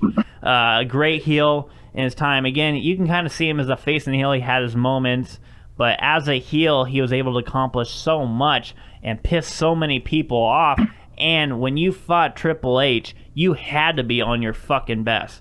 As a face or a heel, regardless, Triple H was going to bring it. And there's a reason why he's one of the best in the game, is because he is the game. And do you want to play? I mean, there's not much more I can say about Triple H than really the 3 letters that define Triple H: WWE. That's really it. I mean, he is the whole package. And as a heel, he made you want it. And he brought so many characters. He rose up Randy Orton. He rose up Batista. He made John Cena look amazing in his rivalry with him. I mean, whatever he did as a heel in that rivalry, you knew that was the main stage fight, because Triple H was that damn good. and you wanted to see him fight or you wanted to see him get his ass kicked. Regardless, you were watching that match because of Triple H. I mean, that was plain and simple. Number 2, I said his name earlier, Randy Orton as a heel. The whole legend killer phase of his career was fucking brilliant. And because of that, I mean, just the fact that he was going after legend, picking them off one by one, it made people tune in because you wanted to know, who am I targeting next? Who's going to get an RKO? And he was a pompous son of a bitch. I mean, honestly, he was a complete dick to everyone. He RKO'd Stacy Keibler. He didn't give a fuck who it was. If you got in his way, you're getting dropped. Plain and honest. And not only the Legend Killer stage, that moved on until he became a face. So it moved on forever, because when he had the Randy Orton era, where he was the champion and he was always fighting with John Cena or he was fighting with other people, HBK was another big rivalry he had. I mean, that was the whole thing. Randy Orton was a great heel because he made people... I mean, a lot of us are similar. He made people hate him. I mean, honestly. But he could drop you at any moment, and then he introduced the punt kick, and he started punting people, and it just made people love him even more as a heel. He was one of my favorite heels because I loved watching him drop people. I mean, the RKO is one of my favorite moves. I used to do that all the time. My old dog, rest in peace, Turf, one of my favorite dogs, I called it the TKO because it was the Turf knockout. And so he would just lay there and he'd just take it. He'd just stand there and like, oh, out of nowhere. And I would, I would never finish it because he was such a great dog. But he just looked at me like, stare, like, I'm not impressed. 16 years old for a black lab. But anyways, that's I'm not going to talk about Turf because that's a whole different story to me. But anyways, I mean, again, Randy Orton, I still love him today. One of my favorite wrestlers. And the RKO is just such a prestigious move, even though it's kind of like, I mean, there's a lot of additions made to Diamond Dallas Cutter, also the Cutter from Bubba Ray. I mean, there's a lot of moves, but the RKO, when you say that, and this is the nostalgia of the out of nowhere now, and how many memes that Randy Orton has done for RKO people out of nowhere. I mean, it's just fucking amazing because he can do it out of nowhere, as it says it's in itself. Number 2, Randy Orton. One of the parts that stands out for me about that is when May was in the ring and he, don't boo her, she's a legend. May, I'm the legend killer. And then RKO exactly stands out. Exactly. And that whole thing, that whole phase. I mean, honestly, if that happened again, I would be so happy to watch it if he went back to the legend killer. Which then again, looking at his list, he killed off most of the legends anyways. Yeah. But it would be fun to see that, kind of just have fun back. Like if he's ending his career, just to go back to that for shits and giggles, that would be amazing TV to bring back the legend killer. So again, he's my number 2, and then number 1. I mean, like we said earlier, you got to go with the Nature Boy, number 1 heel. I mean, there's not much more I can say about that. We've already discussed it. Ric Flair, number 1 heel. I mean, he is the definition of a heel. Dirtiest player so, in the game. my number 1, and man, not gonna lie, when you get talking about wrestling, time flies. We're already at the hour 40 mark, but that's because we're passionate about this. I mean, it just gets us going, and there's so many great memories, and there's so many great new memories that are going to happen with the guys that we're talking about in the future and in the present right now. But in the past, I mean, this was our childhood. I mean, for me, it was a way for me to escape, because I always, I enjoyed wrestling. People frowned upon it because it's fake. I didn't give a fuck about that. It made me it let me have something that I could call my own. And this is just, being able to do this right now and look back on it and be like, man, fuck it, I've been waiting to do this forever. Yeah. Honestly. So with that being said, that's going to segue into our main one right now. I swear this is the last one. Last last top 5, because we're going big with the wrestling thing. Because again, we got the Great Balls of Fire going on tomorrow. It's going to be a good pay-per-view. I'm not gonna lie, I'm excited for this one. Oh yeah, especially championship match. That's going to be huge. You know what? This has honestly been one of the greatest build-ups in the last while between Samoa Joe and Brock. It just has that intensity that we hope it's a great match, because a great build-up deserves a great match. But it is one of those things. I mean, I just hope it's not a Goldberg Brock Lesnar from last year. I mean, honestly, that hurt me, because I mean the great promos and the great build-ups, and then the match lasts a minute. I mean, it just is like, oh man. Then again, I think that's all I was talking to Tucker about this earlier. I think it's Goldberg just trying to get ring rust out of the way, and if he does make his comeback, I think he'll be better prepared and ready to go. Because he looked awkward. He looked really awkward in those matches. You could tell something was not right. He just looked super stiff and getting everything back going. It just didn't look right. So I'm hopefully when he does come back, it looks. I mean, it's not going to be like he was like over 10 years ago, but you know, anything glimpse of that kind of magic he brought to the ring, that'd be amazing. Yeah. Anyways, there's my spill, my plug-in for Great Balls of Fire. Man, I wish WWE was giving me money for this, plugging them the whole time. Fuck. So if you're listening to WWE, yeah, if you're listening to WWE and you hear all my complaint or all the shit I've been dishing out to your wrestlers, and they want to throw their finishers move on it, fuck it, I'm game. And if not, I don't want to say that. Well, again, I'm a heel, so fuck it, fuck you too. Anyways, with that being said, top 5 overall. We're gonna go ahead of our top 5 overall wrestlers. This is the main one we're wanting to discuss. We've already there's gonna be a couple of them that we've already had on face and heels that make it on this list. But then again, you know what? Fuck you, because this is ours. So we're going to go and start with Griffin with your top 5 overall wrestlers. I know this is a tough to break down top 5, but let's hear what you got. All right. Well, this top 5 is rough. I feel like a part of it's pretty easy, but then it just gets like it got harder. Like it was like, oh, that one's easy. And then this one. And you start making changes, and then you're like, oh, man, I should have put that. And damn it, this one's... Yeah. It's tough. It is really tough.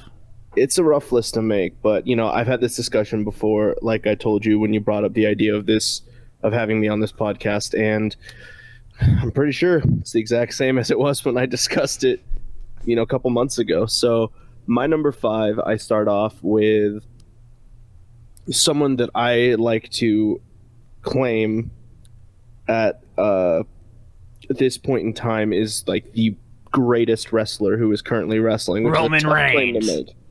Tough claim to make. Roman Reigns, right? How did you know, dude? He's actually all 5 of my entries for all time.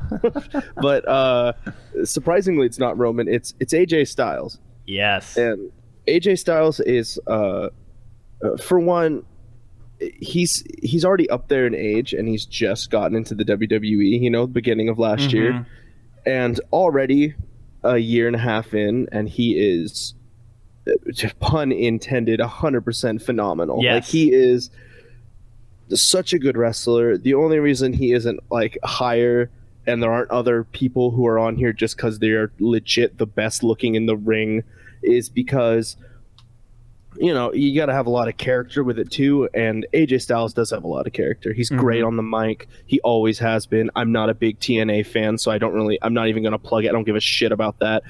Ring of Honor, though, you know, AJ Styles was there for like the beginning of that, and he is actually one of the reasons that CM Punk was popular in Ring of Honor, was because they had a match, and he shook his hand at the end. Everyone went, oh, okay, so we should like CM Punk. Yeah. Because he put on a phenomenal match with the phenomenal one, AJ Styles. And, you know, it was over from there. And what he's doing right now is fantastic. Every time he does a Pele kick, the little backflip kick, I just mark out, dude. I freak out. Yeah. It's so good.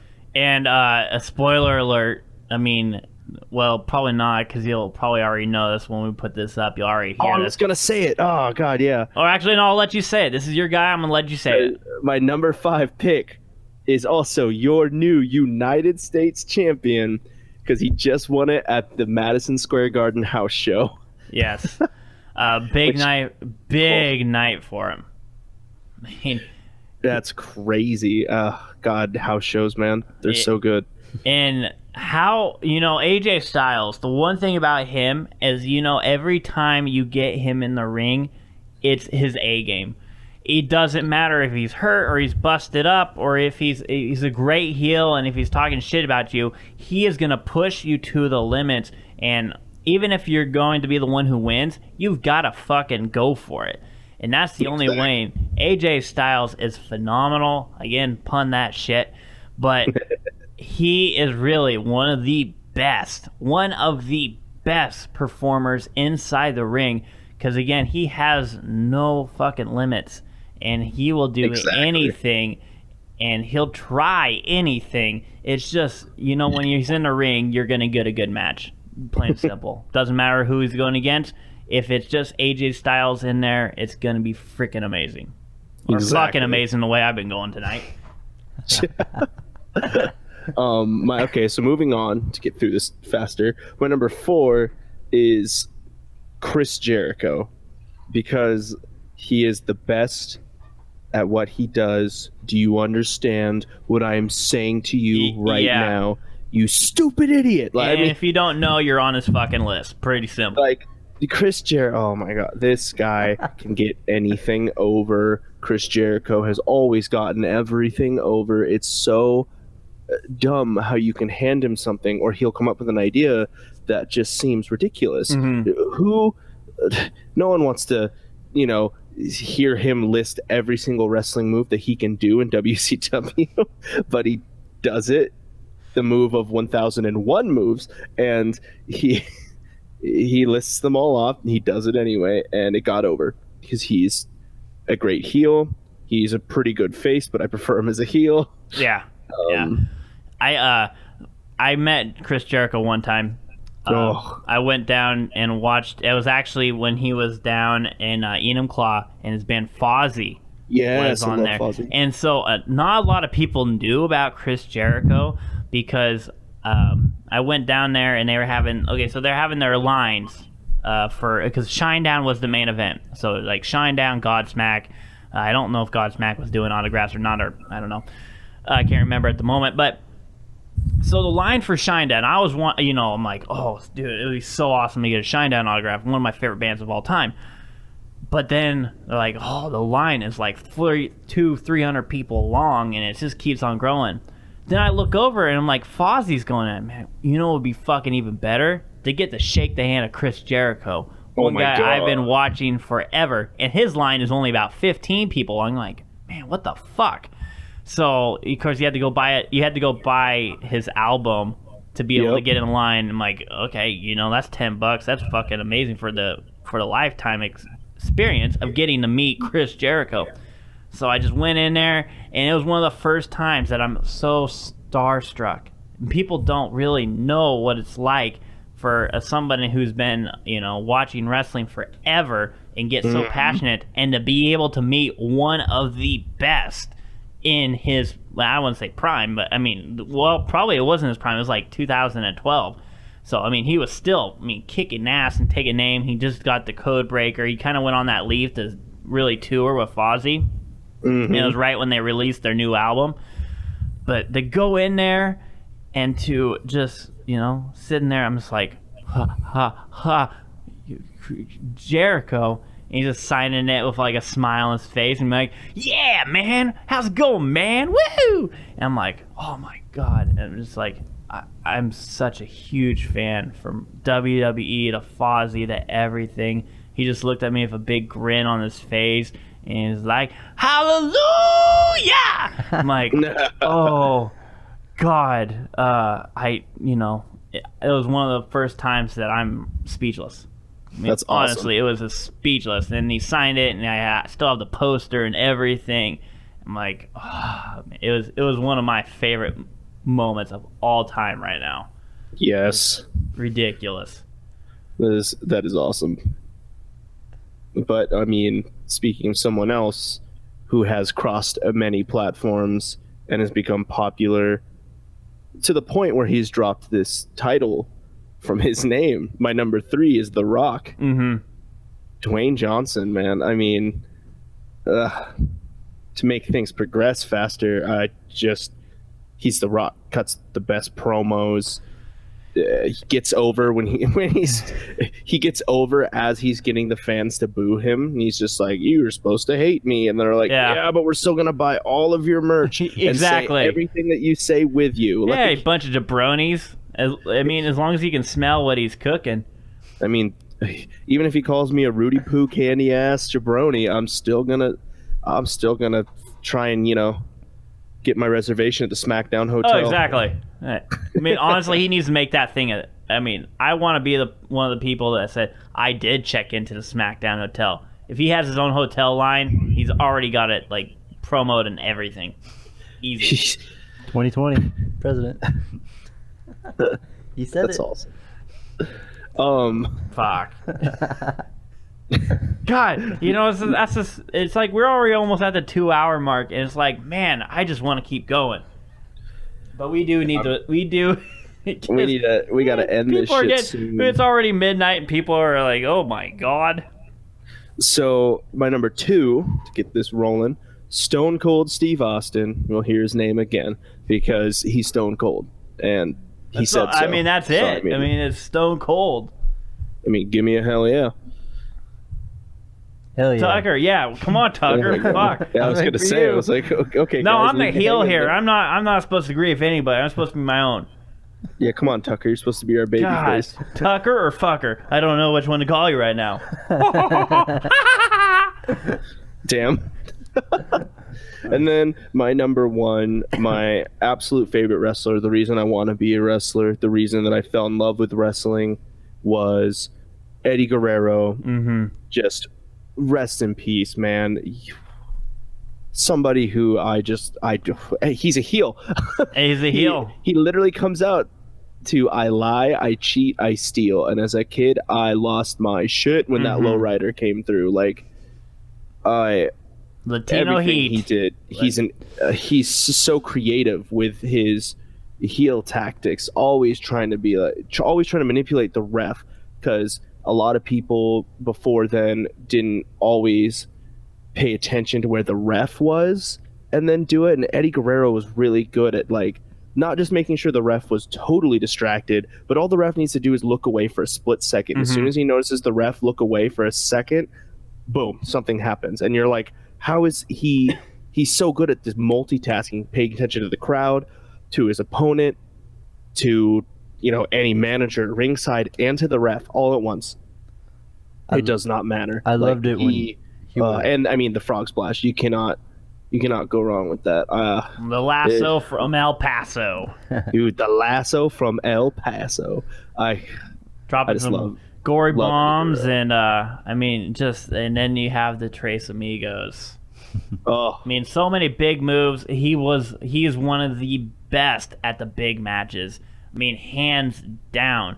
And the fact that for being as little as he is and went from a high flyer to a power guy and still being able to maintain it now, I'm not going to lie, there's probably been a little induce of steroids there. As you can see, he's got the back pimples and all the back acne once he gets really big. But then again, you know what? Back in that time, who wasn't juicing? To be honest, Hogan. Yeah. I mean, this was before they had the drug steroid policies and all that. If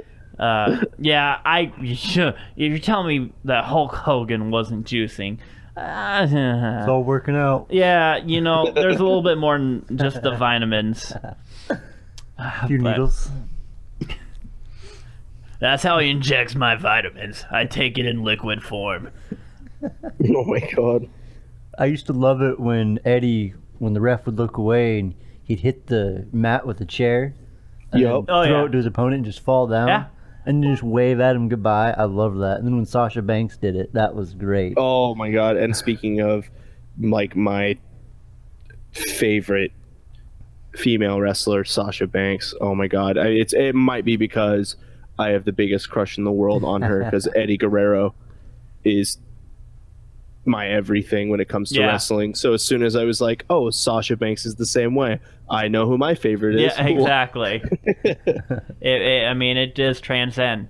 And I was when you even watch her, or when she goes into it, that was her biggest role model was Eddie Guerrero. And you can definitely see and that that's style. why I just never get enough. So Eddie Guerrero is number 1 overall wrestler. Now we're going to move over to Tucker here, or Fucker, I guess. Fucker. Fucker, get over here. Ah. If we ever have a rivalry between us, I think, it's probably not going to be WWE material because we don't keep it PG. But we're doing some ZCW here. We can do ECW. We can do our own wrestling. We'll start our own wrestling brand. We'll take CM Punk's old one. We'll get the midget wrestling guys into the Micro Wrestling Federation. Those guys are amazing. Is that a joke about my height? Or? No, it's not, because I went and watched them in Hermiston, and every other word was cocksucker or fucker. So, no, Tim. And speaking about that, I also had an experience where I got a lap dance from one of their female performer. Oh, Jesus. So, yeah, what an experience that was. He spent the rest of the show with his legs crossed. Well, lucky for her, she couldn't reach. Anyways. So, that moment of time, it was on Snapchat for a while. Oh, Jesus. A lot of people love that video. It was one of the favorites. Anyways, right, we got 2 more lists, guys. Yeah, let's go. No. Well, yeah, exactly. Never mind. We're gonna get to Tucker right now. Fucker, what's your top 5? I got Finn Balor. Yes. Sorry. We like to have fun here. We like to, we just like a good natural American fun. I can't wait for him to become the Universal Champion again because he never lost it. I'll be a speaker. I'll be the Paul Heyman of the Bullet Club. I think they'll love Balor Club. The Balor Club, the Bullet Club, the Finn Club, because we'll keep everything Finnish. Well, Finn and AJ are together again with Gallows and Anderson. It could form. I'd be happy. I'd be super duper happy. Think about it. The Shield versus the Bullet Club. Another match made in heaven. You stop that right now. They're all in the same show. You stop this. It could form. I'm thinking, there's going to be a time. You never thought DX would be back, and they were back. You never thought the Shield would be back. There was that, they had that moment where all 3 of them were like, oh, and they did the power bomb. Yep. That was, the fans, they tore that up. If they want to get something going, tag team, again, they're all individually in the individual main championship lines. But there could be a moment where it's like the Shield is back and they're wrecking havoc again. That would be a fucking amazing. And who's going to be there to challenge them? The Bullet Club. Anyways, on to you, Tucker. All right, my number 4, I guess you could say for that, is the Hardy Boys. Back when Jeff was doing swantons off the cells and the monitors. Not the Hardy Boys now, because I can't stand them right now. Because they're not broken yet? Yeah. They're half broken, half not. They're half broken, half not, half they artistic. They need to be broken because I erased my childhood memories, and now I'm like, the only Hardys I need to know is broken. That's all I need. The obsolete mule. I don't know. Version 1 Matt Hardy was... I can't do it, man. I can't. He's got to be broken. I'm sorry. If he doesn't have a giraffe that is George Washington, I can't. If you guys have not seen the Hardys and TNA being broken, you need to watch I watched that whole video, like it's their amazing. Last one, where they're like running through the field and they're fighting in like a pool area, and it's like, what the fuck is going on? It's actually the only time you'll ever hear me 100% plugging Impact Wrestling. Otherwise, fuck Impact. Yeah. But it was ridiculous. I was like, I don't know what I'm watching. Am I actually watching like a film they made, or is this an actual promo? Because it lasted for 20 minutes. I mean, it felt forever. I'm like, it's getting really fucked up. But then again, there's a lot of things getting fucked up in that one. I know. All right, then I got Shane McMahon. Okay, Yes. okay. Shane Great O'Mac. character. Yeah, I like the Here big comes the jumps money. and stuff. Exactly. And I was sad because when he came back, I saw on YouTube a few minutes before it showed that he was back. I was gonna mark out, but I didn't get to because I already saw it. But I love watching Shane do like the coast to coast to his dad when his dad has a garbage can over him and he just knocks him the hell out. That was amazing. Doing the flip off the ambulance onto Kane, that was great. But Yes. yeah. It was hard watching him get speared in the air by Roman Oh Reigns. God, That was a hard hit. he hit hard. And you could see it when Roman Reigns landed it. He kind of like it was like when Orton threw the Singh brothers in the table and he landed on his head and he's like, I know you can't see my expression, Griffin, but I'll explain you what I did. I moved my lids up like, oh fuck, uh-oh. That's kind of that emotion that you kind of saw with Roman Reigns and Shane O'Mac. He's like, oh shit. Yeah, it didn't look good. Dude, let's not even get into that. I'll rant forever, Yeah. and I need this to end soon. Then I got Shinsuke Nakamura. Ooh. I almost put him on there. God damn it. I love him. I just put him on like 5 minutes ago. But Nice. I can't wait to see more of him. I went back and I watched him versus AJ, their 5-star match in Japan. Oh my god, That it's was so good. amazing. That was, oh man, I love that. It's one of my favorites.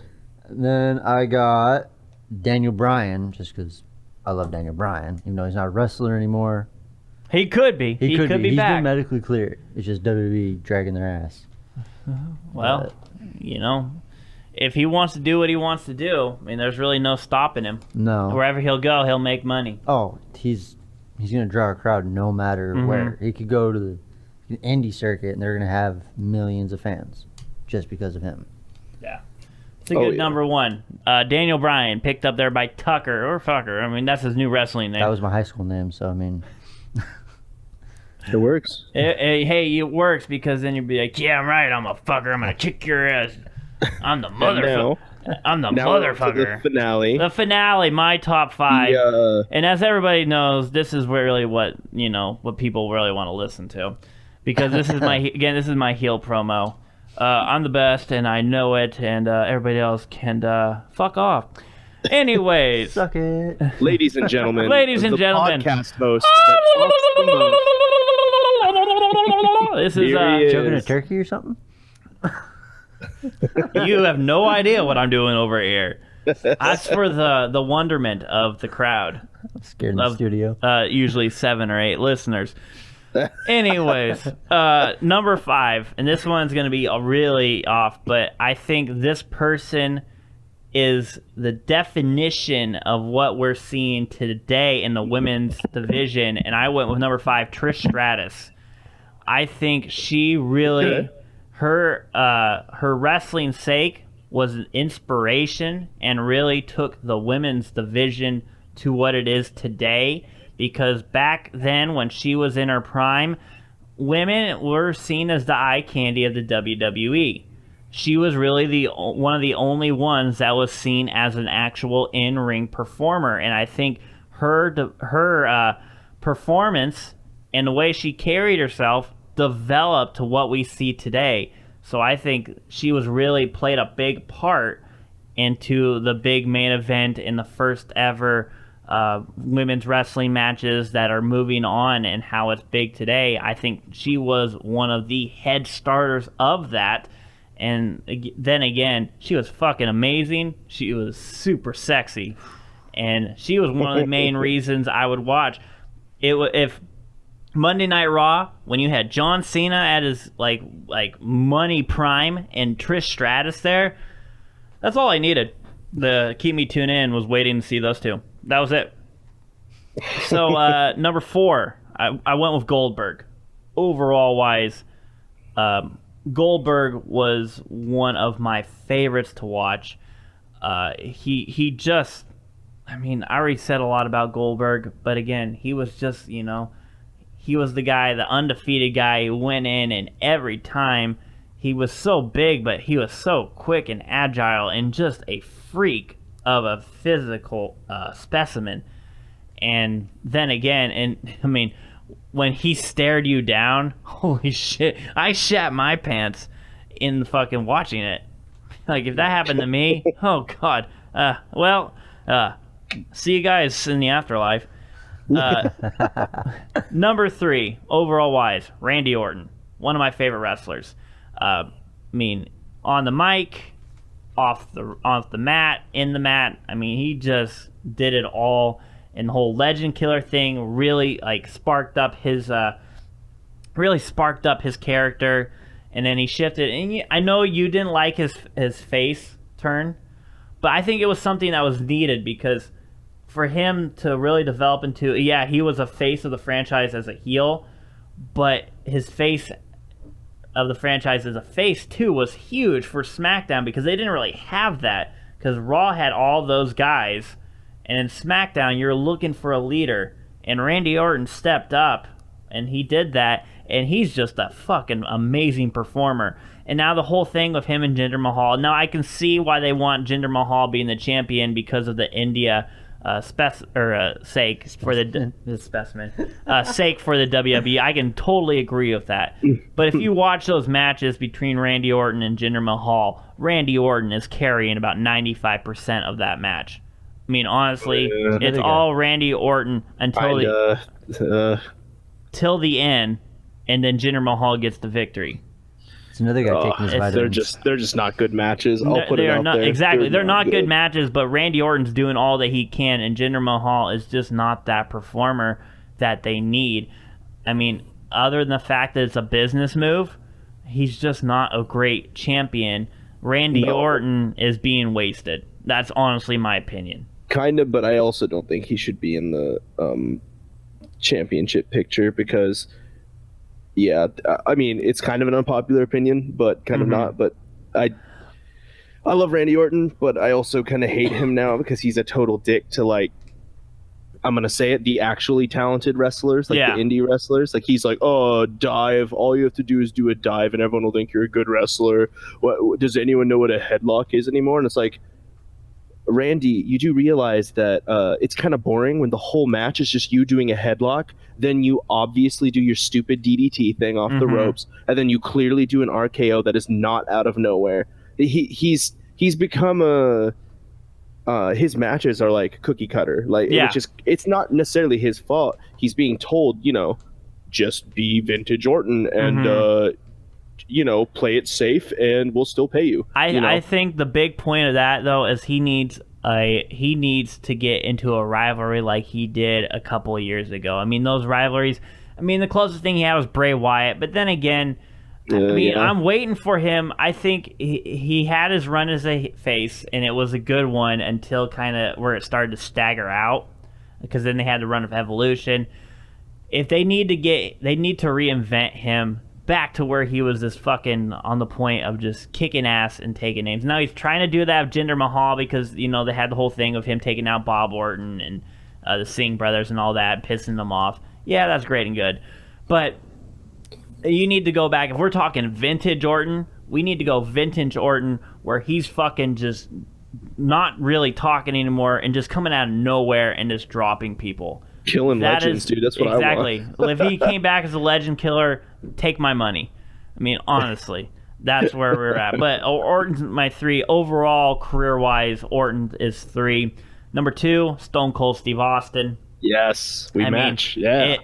He just, again, kind of like Triple H was WWE, Stone Cold was WWF. That whole Raw Attitude Era was based on Stone Cold.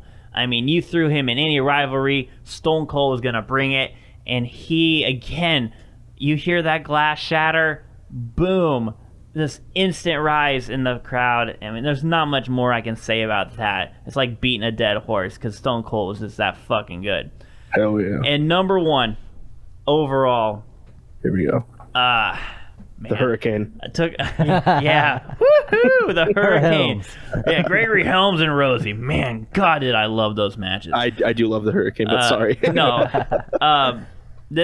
Again, I kind of went over this. This guy had such an emotional pull to me during his matches, and I couldn't go with anybody else because, again, when I watched his matches, it just, I was so into it, and not only just his matches, but what he's doing outside of the ring is so important with all the foundations and all the Make-A-Wish. And I mean, that's the stuff that I drive about is I mean, one of the things that I do this, and yeah, you know, a lot of things I say on the show, yeah, you might think, fuck you, fuck this, and all that, blah, blah, blah. You know, I do this because I want to bring entertainment. I want to entertain people. That's one of my main focus on thing. And this guy does it at a point, but he's also, you know, a charitable guy, somebody that you can really, you know, build something around and it will help people. My number one guy is John Cena. I mean, oh yeah, it's just, it was cookie cutter for me on this one. I mean, it was easy because he was really the one wrestler that I honestly could say I gave a shit about in his matches.